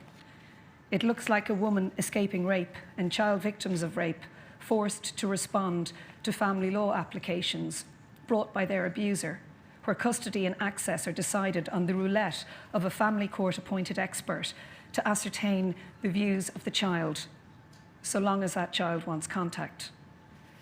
Re-traumatization occurs when child welfare concerns are reported and nothing happens, when criminal allegations of sexual violence against victim survivors are reframed as evidence of mental illness or some made-up form of abuse peddled with impunity in the family courts, and consequential systemic family therapy interventions, resulting in the taking of children from loving homes and placing them with an abuser to deprogram them.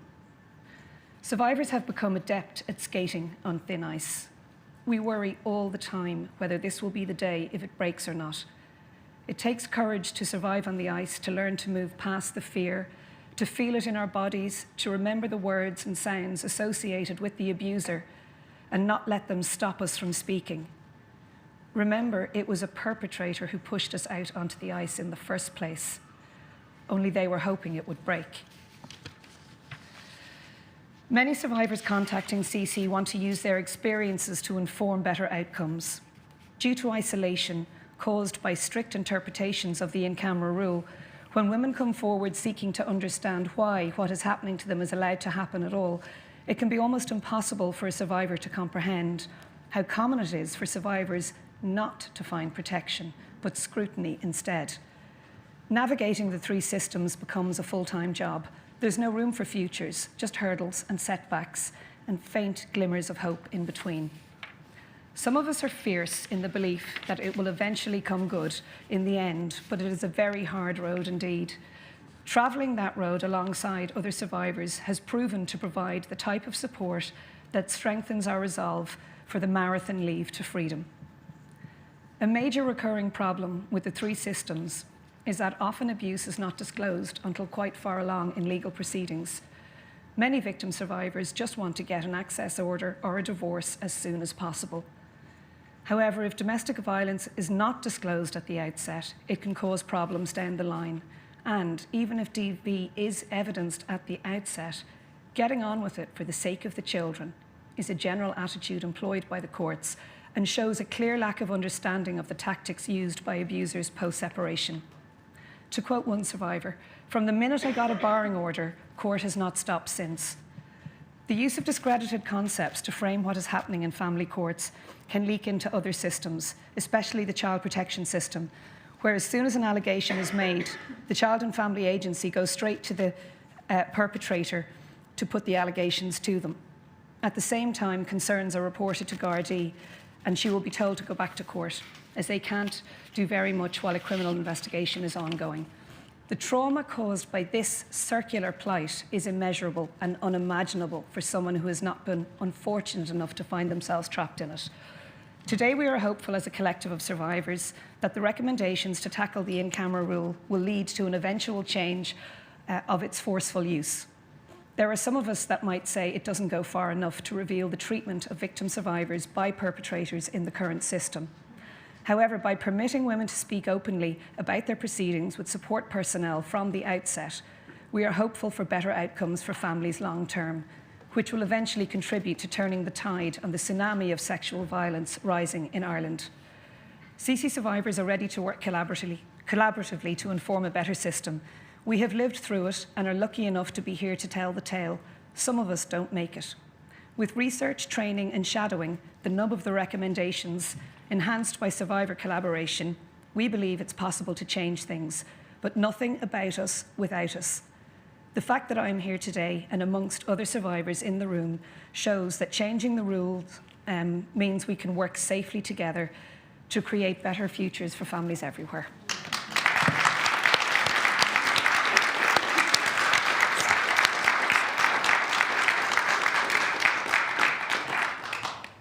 Thanks, Mary-Louise. I think I can safely speak on behalf of everybody in the room that you've reminded us very starkly of the importance of this work being seen through the lens of the victim survivors, the harrowing experiences that people are having on a daily basis.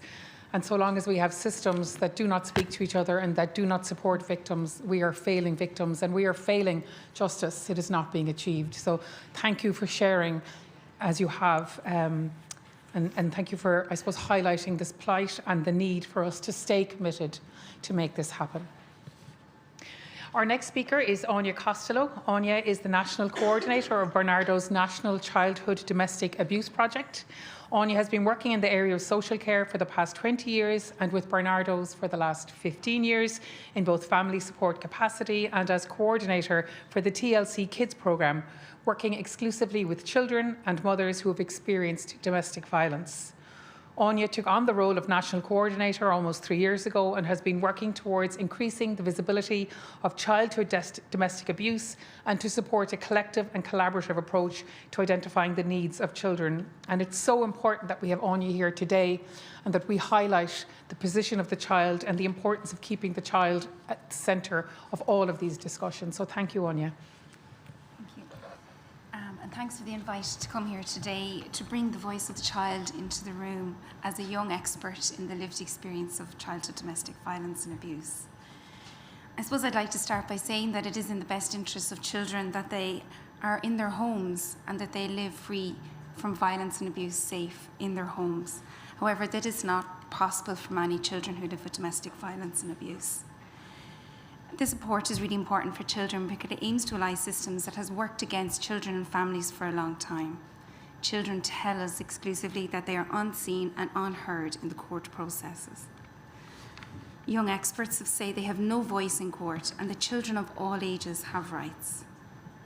Children go on to say that they should be allowed or asked to give an opinion about what is going to happen next because they are going to be affected by it a lot. It was really great, Nuala, to hear you say at the end that you want to have systems to fit around the children, not us, the other way around, children fit around our systems. And we welcome in the report the centrality of children as victims of domestic violence and abuse in their own right. They are named as both direct victims themselves and as indirect because their experience are so closely connected and we can't separate their experience from those of their adult victim. And I want to bring the voice of the young experts to the room today. And we can talk about what the lived experience looks like, but I think we'll hear it directly from the children themselves. It is shouting, name-calling, crying, shattered glass, sometimes punches, bruises, and blood. It gets louder and louder. They don't think we can hear it, but we can hear it in our rooms, when we are in bed, even if it is in the last corner of the house. Sometimes it's like a deathly silence, and the atmosphere takes over the home and seeps into every pore.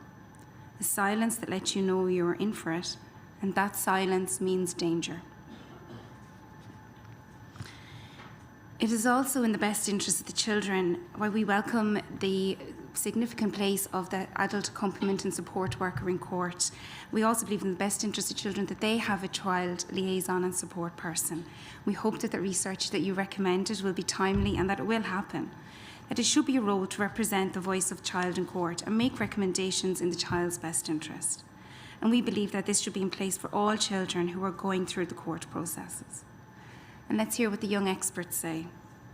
I wish that if the court needed to get information from us, and they weren't comfortable with talking to court, that we have someone who is comfortable to talk about it with us. If the child is going to attend any court session, make sure they know what is going to happen so they can prepare for it. This gives us real insight into the active agents that children are in the court processes. They're not passive bystanders. There are many other recommendations that we believe that are in the best interest of children of the report and which are welcome. Those such as avoiding delayed court proceedings, regulation of experts, victim-friendly environments and court processes, and we hope those victim-friendly improved environmental practices will include the voice of children and recommendations from children who've been through the court system. We welcome that child interviewing becomes more trauma-informed and by recommendations such as prompt and joint interviews, and as soon as a disclosure is made. There's a window of opportunity with children after they've made a disclosure, and they will tell less and less to each new person that they meet because nothing ever happens or nothing happened the first time. We welcome training that is mentioned throughout the report and also recommends that this includes the impact of children. We hope that it does include the lived experience and the voice of the child. And that we welcome that interagency working together is highlighted in the report because it is so vital and it is in the best interest of children that we work together, that we're informed and that we share information because no single agency has a complete picture of a child's life.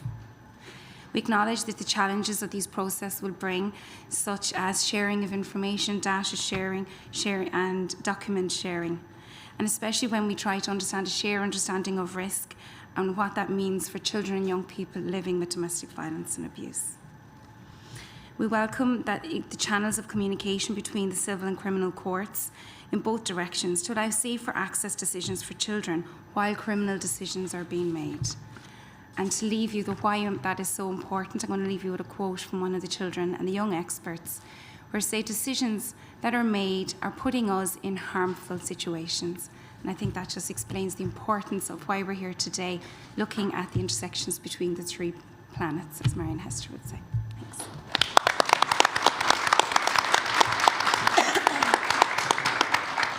Thanks, Áine, very much.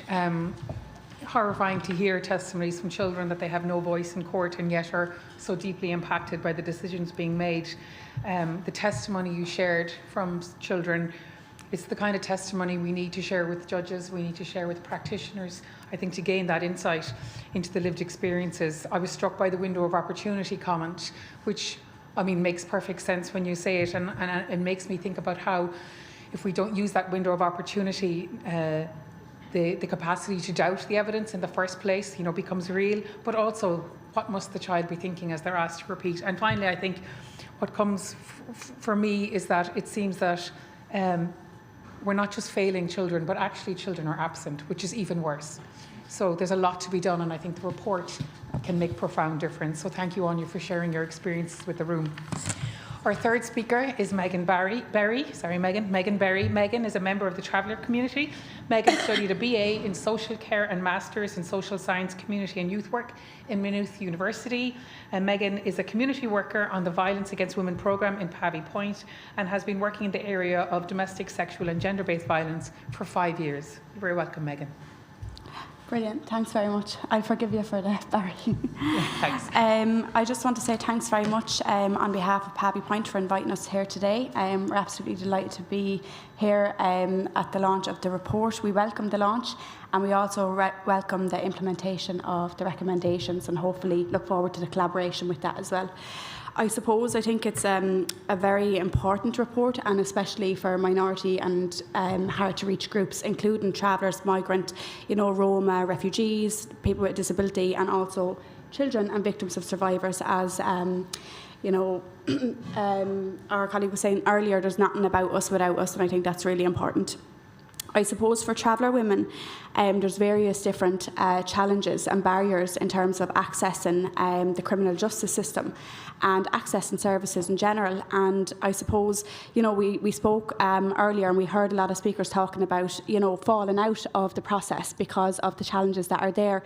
But for the majority of travellers and women in my community, they don't even make it to the process, because of literacy barriers, because of the time process, because of the situations that they're already living in. I think the financial tax, and some people aren't, and some women are not entitled to legal aid. And also, someone had mentioned it in the audience earlier, the language translation. We have very high levels of low literacy in our community, and even for ourselves as professionals, the language that they use in the court system is very complex and very difficult to understand and to navigate through, and I think that can be a huge issue for traveller women. We spoke earlier, again, I don't want to be repeating everything, but the re-traumatisation of, women in the court system, and particularly women, vulnerable women who have a fear already of TUSLA, who have a fear of the guards, who have a fear of, being discriminated against and, being subjected to racism. We know that traveller women face intersectional forms of discrimination, and the layers of barriers that are there. I worked over the last maybe 5 years, 2 or 3 years out of that on a project, Traveller Women's Awareness Worker locally in my town, and I worked directly with supporting traveller women, and a lot of these issues were emerging on the ground. The experiences with maybe the An Garda Síochána when they were called out to support traveller women felt like they weren't being believed, that they were more interested in looking at where you got your tax and insurance on the site. And I think the laws around when the criminal justice system, when the perpetrator is taken from the site, they're not taken for a long period. They're left off in the next day or maybe a few hours' time, and it's putting that woman at significant risk again when they come back. And I think that's a huge issue. I think, obviously, the experiences can be very positive with the guards, but I think it's very important to highlight the barriers that are there. I suppose with that as well, I think we do welcome the training that we've seen in the report, but we would also we would hope that it would become compulsory, because I deliver an awful lot of training myself to a lot of services like the guards, like social workers, the county councils, and I just think that the ones that are in the room are the ones that most often don't need to be in the room. Do you know what I mean? And I just think that if it was more compulsory and mandatory, then it would be more impactful. And obviously, again, along with the training, we think that there needs to be appropriate monitoring and evaluation of it. It can't just be an information session where people are coming in and they're listening, and they're regurgitating everything and it's gone. Then after the next few days, it has to be action-based. There have to be collaboration with the organisations, with the communities that they're working with, and it has to be. We have to be able to see ourselves if it's working. time, you know, so we need that monitoring process, and I suppose the evaluation of that as well. So I think it is a very positive step forward, definitely, to see the report and to see traveller women and Roma women and named in it is very positive as well, because we're very often left behind. Yeah, I think that's it for me. But yeah, thanks very much.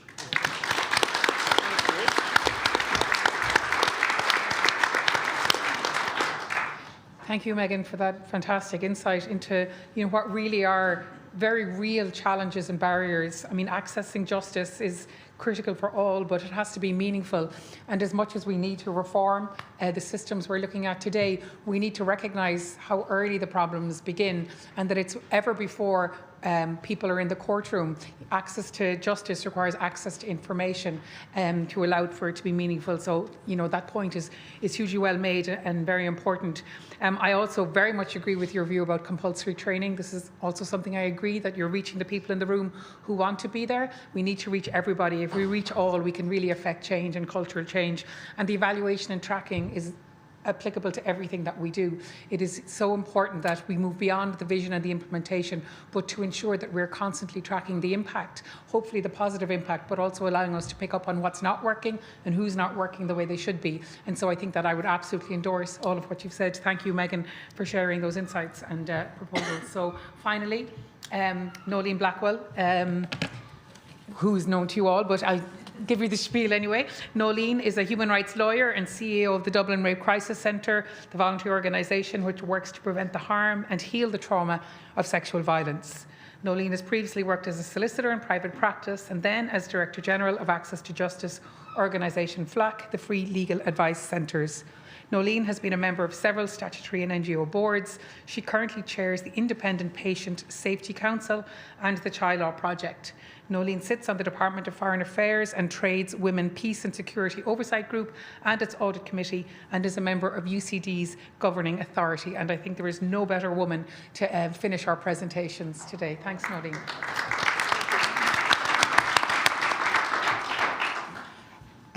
The chair, before we started, I told her I'd keep within my 5 minutes if I even took that, and she said she didn't believe me. So you can be assured I'll finish within my 5 minutes.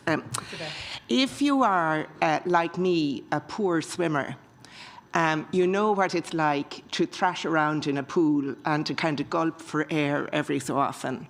And I was reminded of that when I got this report, which is like being able to surface and see blue sky, blue sea, and a chance to breathe, to take in a proper gulp of air.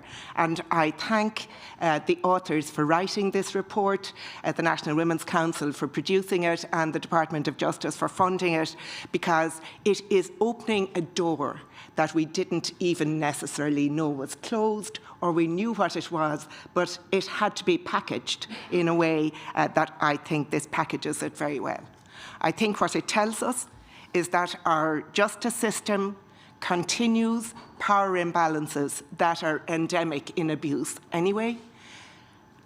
Whether it's the private family law court or the public courts of child protection or the criminal courts, the abuse is there. There is an imbalance, and we see it here coming across the whole way. We see from this report that those who are entitled to access to justice are denied their proper voice or their chance to give their best evidence. And that is, as has been pointed out already, a reality whereby our justice system is not making the best possible decisions because of their lack of evidence. It is put plainly for us that people lose all faith in all the systems. That's to their personal detriment, of course it is. It is to the detriment of everybody else who might need to use the systems and need to know from the victims, survivors, that it was there. It is to the detriment of wider families. It is to the detriment of our whole society. And it denies people. I I love the framework of this, where it identifies that this is a matter of humanity and it's a matter of human rights and equality. And in terms of human rights, this is denying people access to justice. And it is there are different rights in different courts specified, but everyone has a right of effective access to justice in our society, and they are denied it by this. The four main issues that the authors spoke about, and that they spoke about here, and that they mention in the report, are really important. They're the issues that come across the same in all areas of all our work when we're dealing with this. So the absence of court support, the lack of understanding of victim realities, the effect of delay, and the environment of the court. And I'm hard pushed, so I'm not even going to choose recommendations really to pull out, just a couple of things that occurred to myself. I am in an odd position, not for the first time, but in another odd position, in that I have seen the three systems working, because I was a solicitor doing a lot of family law practice when I was in private practice.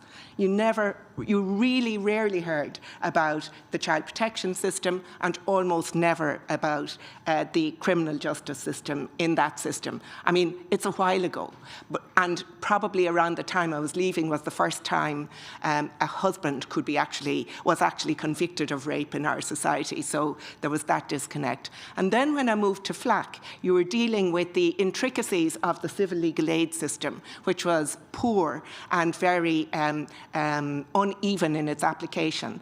And in my time there, we also had the privilege of being the nursemaid to the baby at that stage, Child Law Project, which is now flying free on its own. So you got to see the public child protection system as well, and the fact that it was not connected with what I knew before.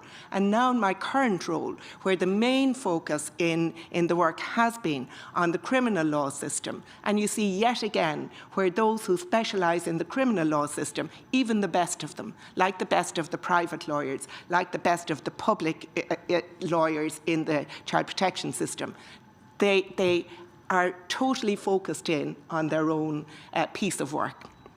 And that's one of the things that I took from John Gillen's report when he did the report after the Belfast rugby rape trial, where I will remind everyone all the defendants were acquitted, but it showed huge problems with the justice system. He had been a prosecutor he'd been a prosecutor as a barrister. He'd acted for the defence as a barrister, and he'd been a judge. And he wrote in his report that he never understood the victim's experience until such time as he was finished with all of that and he was writing this report. So the justice system just doesn't know about the victim experience in any of them. And where it does know, it knows partially. And the professionals in it know partially along the system, which is why I hope that Nuala Egan's next step will be to run this seminar down in the Bar Council and for various others as well, because it's a really important piece of work. Just a couple of things I want to pick up on so that I don't prove Louise Crowley right. You already have. Have I? Okay. I'm going to take my minute then, I might as well. Sheep as a lamb is coming to mind.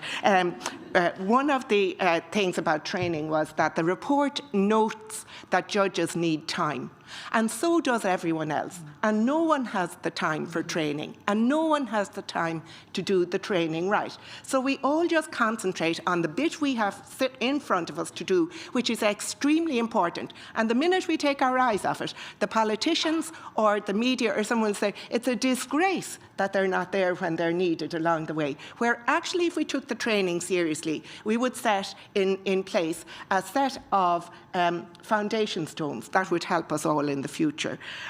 In terms of the Barnahus model, I'm really relieved to hear that even those excellent researchers couldn't get much information. I think there is a problem where we do not have that information.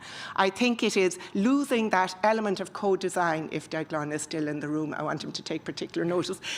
That element of co-design that designed the third national strategy, because it's being apparently devised between the HSE and the Gardaí and various other statutory bodies, and we are not hearing about it. We only get one chance to set up this model properly. After that, it's all retrofitting. In order to set it up properly, you have to bring in Anya, you have to bring in Mary-Louise, you have to bring in Megan, you have to bring in me. You have to bring us in, because we could do it right by children in the future now. We will never get such a good opportunity again.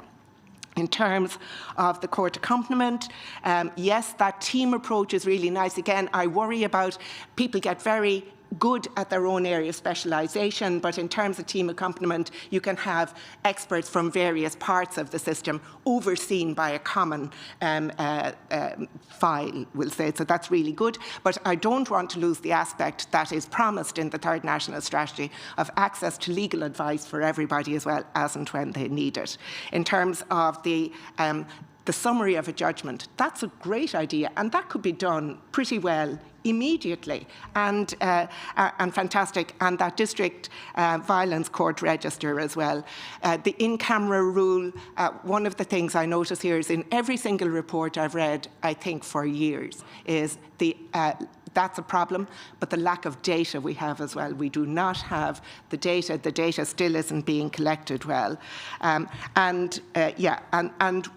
I will just then, so the other thing is the CASP thing is really important that we do that as well, because right now for me, my therapists, when they're dealing with people who are very vulnerable, in very difficult situations, are forced into a situation where they cannot make the best possible decisions because of gaps in that particular area. And I'm going to finish with just saying that, like, you get exhausted by all that has to be done, and this is only one report in one small area.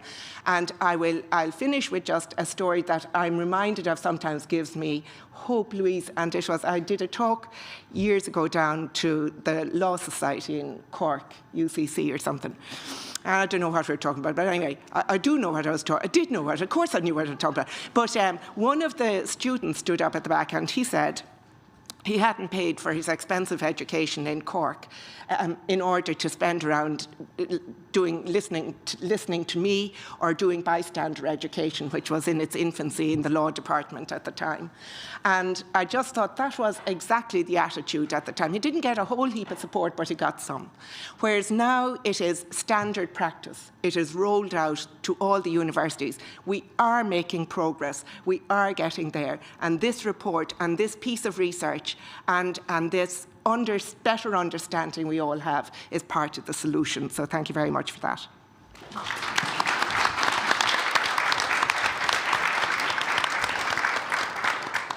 Thanks, Nolene, and I think that is a ringing endorsement of this wonderful report, and it gives us hope that we can perhaps envisage that new normal that Nolene is talking about, that new normal where the aims of the report are achieved. And absolutely, I agree that there is low-hanging fruit. There are things that can happen pretty quickly, and I think that would be brilliant to happen, because then we can gather even more momentum and then tackle the bigger issues. I also want to say, in terms of the panel, and to commend the National Women's Council for putting this panel together, because it creates the picture for us and highlights the importance of the coming together. It was mentioned by several of our speakers that we need to hear and incorporate the experiences, the views and the vision of all the parties involved in the three processes as they operate together. They're represented today here at the panel, or judiciary, or practitioners, or support persons and organisations providing support, and on and on.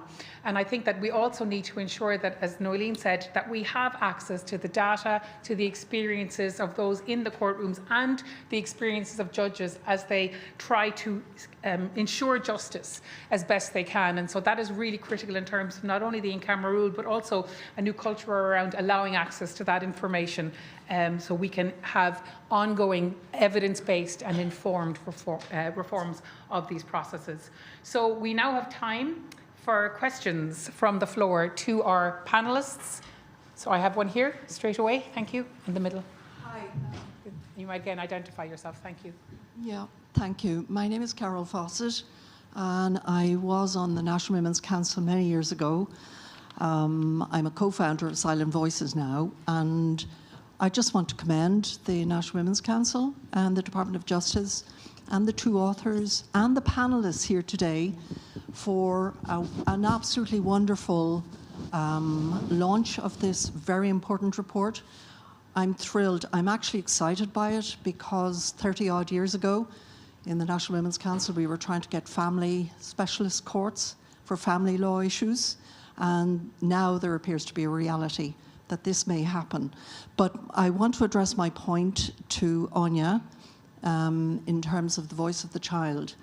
As a co-founder of Silent Voices, we're trying to raise the harm that is caused by growing up with parental problem, alcohol use in the home. I have the lived experience of this. But in addition, parental problem, alcohol use is often, it co-occurs too with domestic violence. And I came across a program that is in operation in the UK and is now in Northern Ireland called Operation Encompass. And it's about where the police are called to the house for a domestic violence event. The next morning, this program enables the police, rather than just the information going into a lost pile on a computer, that there were children involved. And the police contact the key adult in the child's school and alerts them to the fact that little Johnny experienced domestic violence in the house the night before. The program kicks in and the key adult, and there's training involved, but it doesn't cost anything. The initiators have provided this free, but the child is greeted with support. The child may have witnessed the mum, usually the mum, being attacked violently or whatever the night before in the home. So the trauma, this is trauma. Adverse, experienced domestic violence for a child is trauma. It's an adverse childhood experience. So the support kicks in immediately. But the problem we have in trying to get this program implemented in Ireland is GDPR and data sharing. And it's with with TUSLA, who don't have the resources to provide this immediate support. It was referred by TUSLA to the IGG department of the Department of Children, the interdepartmental group, and currently they are still getting advice. This was referred in 2020 when domestic violence went through the roof with the pandemic. And we have to find ways to enable schools where children spend an awful lot of their time getting the information to understand the behaviour of the child who's experienced this trauma. And we have to find a way to do it. And I'm actually encouraged by the minister saying, you know, the complex issues, these are complex issues, but we need to get around them. And I am aware that the Data Protection Commissioner, in conversation with Niall Muldoon, as the Ombudsman for Children, said to him in the context of the Barnhouse experience that data protection should not get in the way of child protection, and experiencing domestic violence is a child protection issue. So I just want to raise that, and well done, keep doing what you're doing. But I'm delighted by this report, really, so many years later. Thank you. Hi, Carol. I'm not sure if there's a question or maybe just a comment on our behalf. We were familiar with Operation Encompass. We've Empower Kids as a participation project here in the Voice of Childhood Domestic Violence and Abuse in Ireland. We've engaged well over 50 children to date over the last 3 years, and children have absolutely, concurrently, overwhelmingly placed schools as central to their lived experience, as support place, some maybe at risk, but overwhelmingly as a potential where they need to be seen more, they need to be noticed more. It is a safe place. We are working with schools a lot in terms of trying to support the voice of children. We work with the NCCA. We're aware of Operation Encompass, and on the back of what children told us was in our submission, Third National Strategy, and it is named in the Third National Strategy. Where it goes from there, I'm hopeful for the new agency. I'm afraid I don't have any update on that, but I'm hopeful for how it progresses. It's an early intervention that can reduce and mitigate the damage and the harm that's caused as experienced by the child. So that's what we need. And I hate to use the phrase, you know, if children see mom being beaten and whatever, children learn, monkeys see, monkeys do. So there are wider issues to this, but it's a safety issue for the child. Thanks very much. And I think it does speak to, as you say, the layers of complexity and the very many ways we need to be imaginative about how we can improve right across the board. Any more questions? Here, down here in black, and again at the front here. Then I'll come to you. Good morning, good afternoon, everyone. My name is Solubukola Hashaulu Shokeju.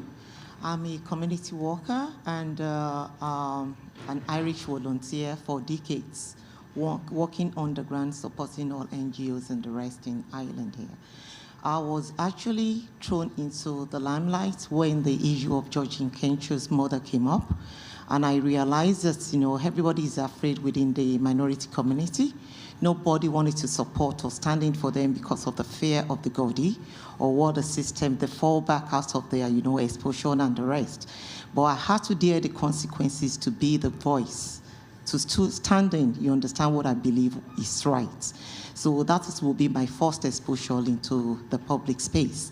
And I have witnessed, I have seen, I have heard of so many things going on within the minority community, which made me to be very much be able to identify with what Megan said, and Nolan as well, because I have been a first-hand listener and first-hand experience, first time, you know, seeing what is going on within the community.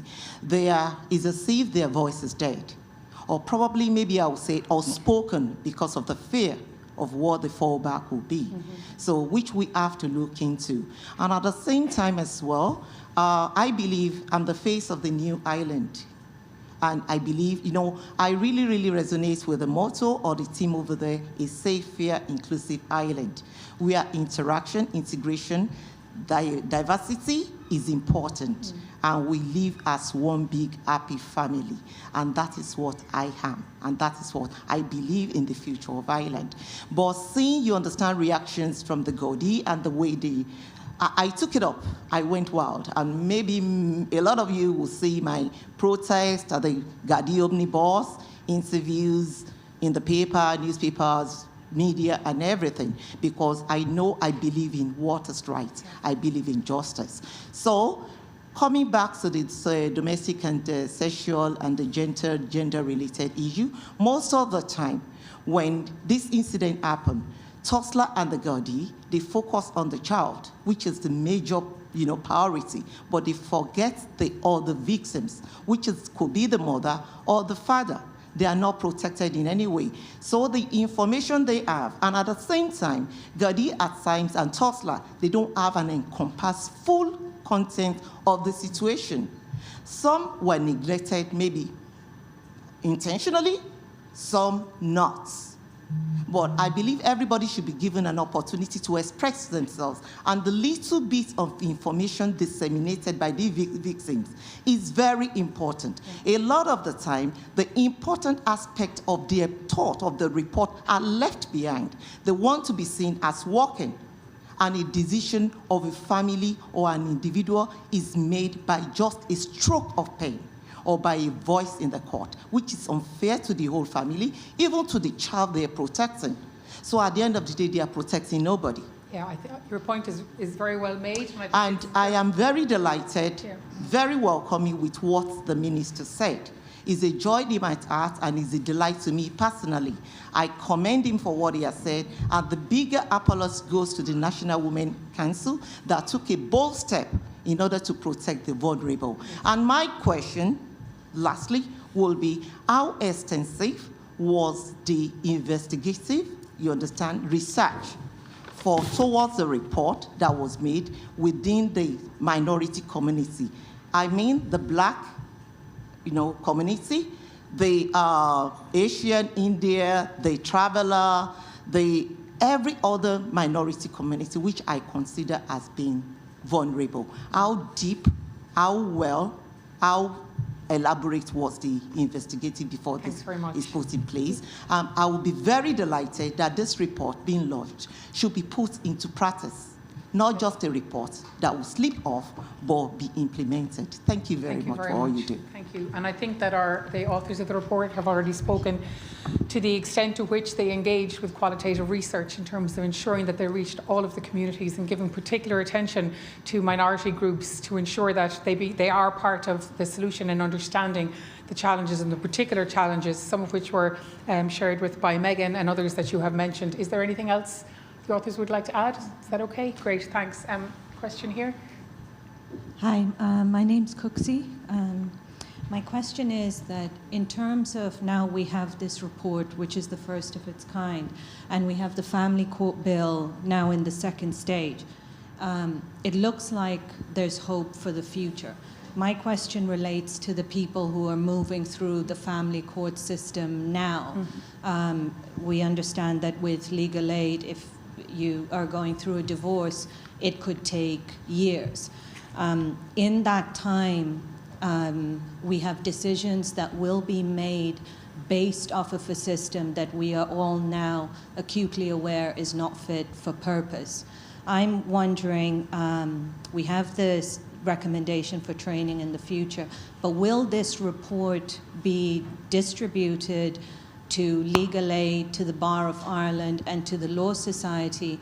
The reason I'm saying is that as a catch-all for people moving through the system now, if at least there's an awareness that when victims are speaking out and saying, this is what's happening to me, they are less likely to be discredited as being hysterical and all the other things that, you know, victims are being met with.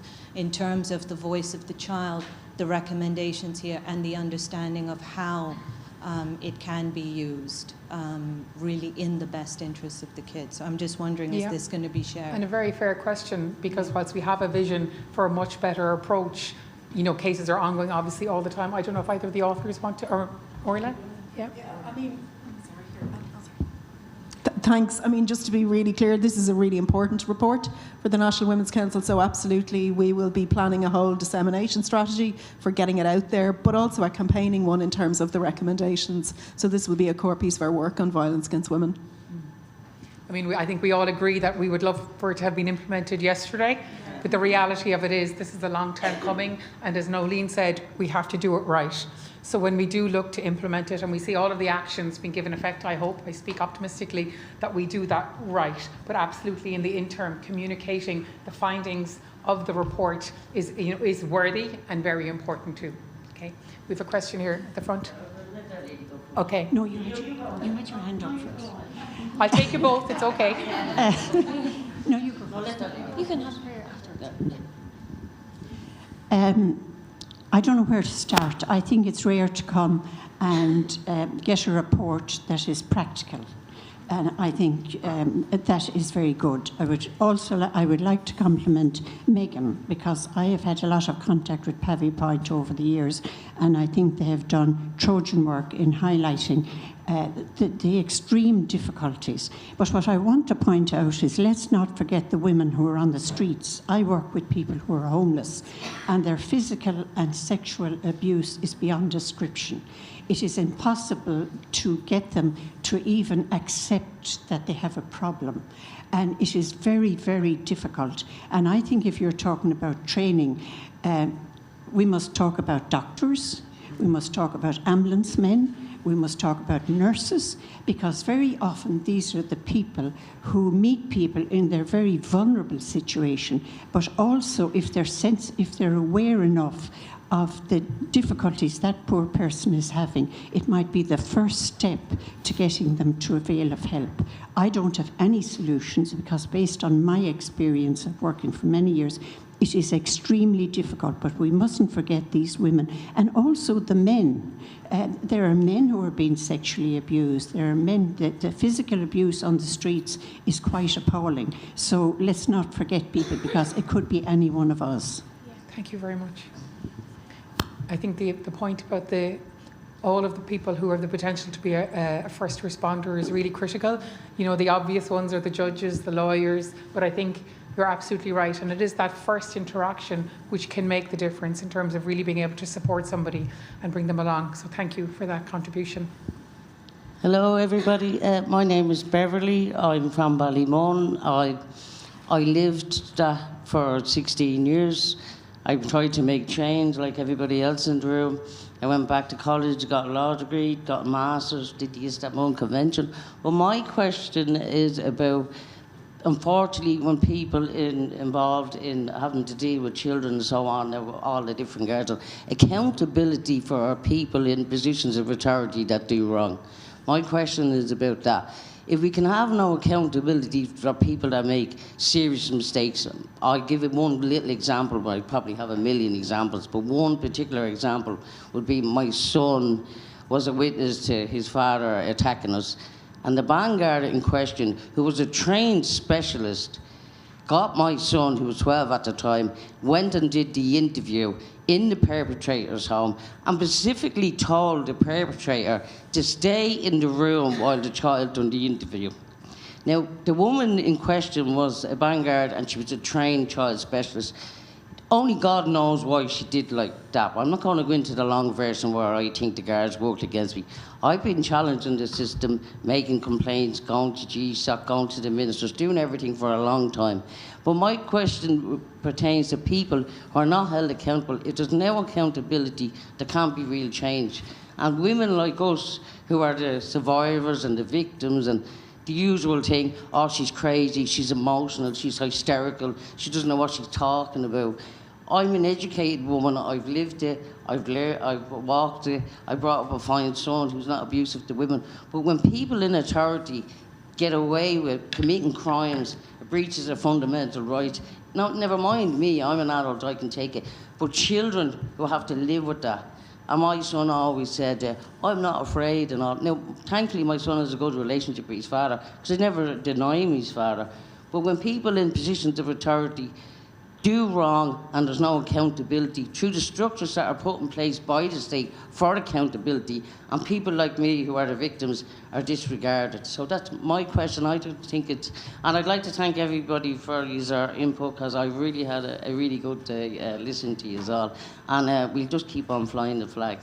Thanks, Beverly.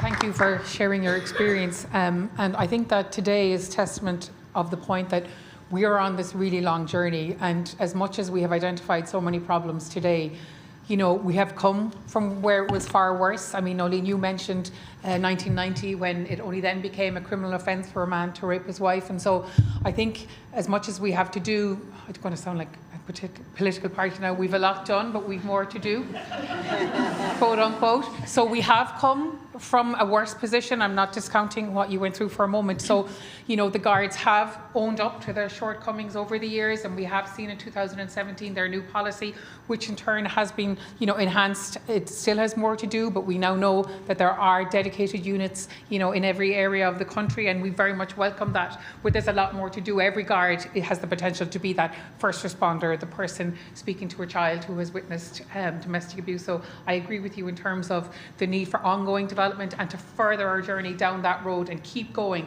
as you say, keep going, keep doing what we're doing. I don't really have a comment on the authority piece. If anybody wants to pick that up. Well, can I just say in relation to it, Beverly, that the other piece about at the highest level who's accountable, but just the point about the person who makes the decisions that are made without the right information, that's really, I think, all through this report as well, that sense of frustration that someone has when a judge makes a decision or the DPP makes a decision which doesn't actually recognise the reality of the experience of the victim, because they're taking it through their own lens, which is not broad enough. They need to wear different glasses. So I think that is really important here. I think it's probably what made the National Women's Council interested in this, is hearing the frustration of various people. I think Mary-Louise, like, just talking about that for years, and then she found there was no one to... You had to depend on yourself because there was no one else you could depend on. So that's, I think, mainly what this report is about, is trying to build a better system than that, that's less frustrating. Okay, everybody, thank you so much for your engagement from the floor. It was so rich, and thank you to our panellists for, you know, very moving presentations and also engaging with the questions, and for, I think, completing the circle that was today in terms of really understanding the extent of the issues that arise, but also I think hopefully you can all leave with a hope that there is such an appetite in the room and that there is a vision. Thank you to Ellen and to my poor brain. Sorry, Nuala. For, you know, what is absolutely an incredible report. And I know that I leave here today with a vision for what it can look like, and with all of our input and the support of the department and the government, that we can truly make this happen. So thank you to everybody, and I'm going to hand you over to Orla O'Connor for her final comments.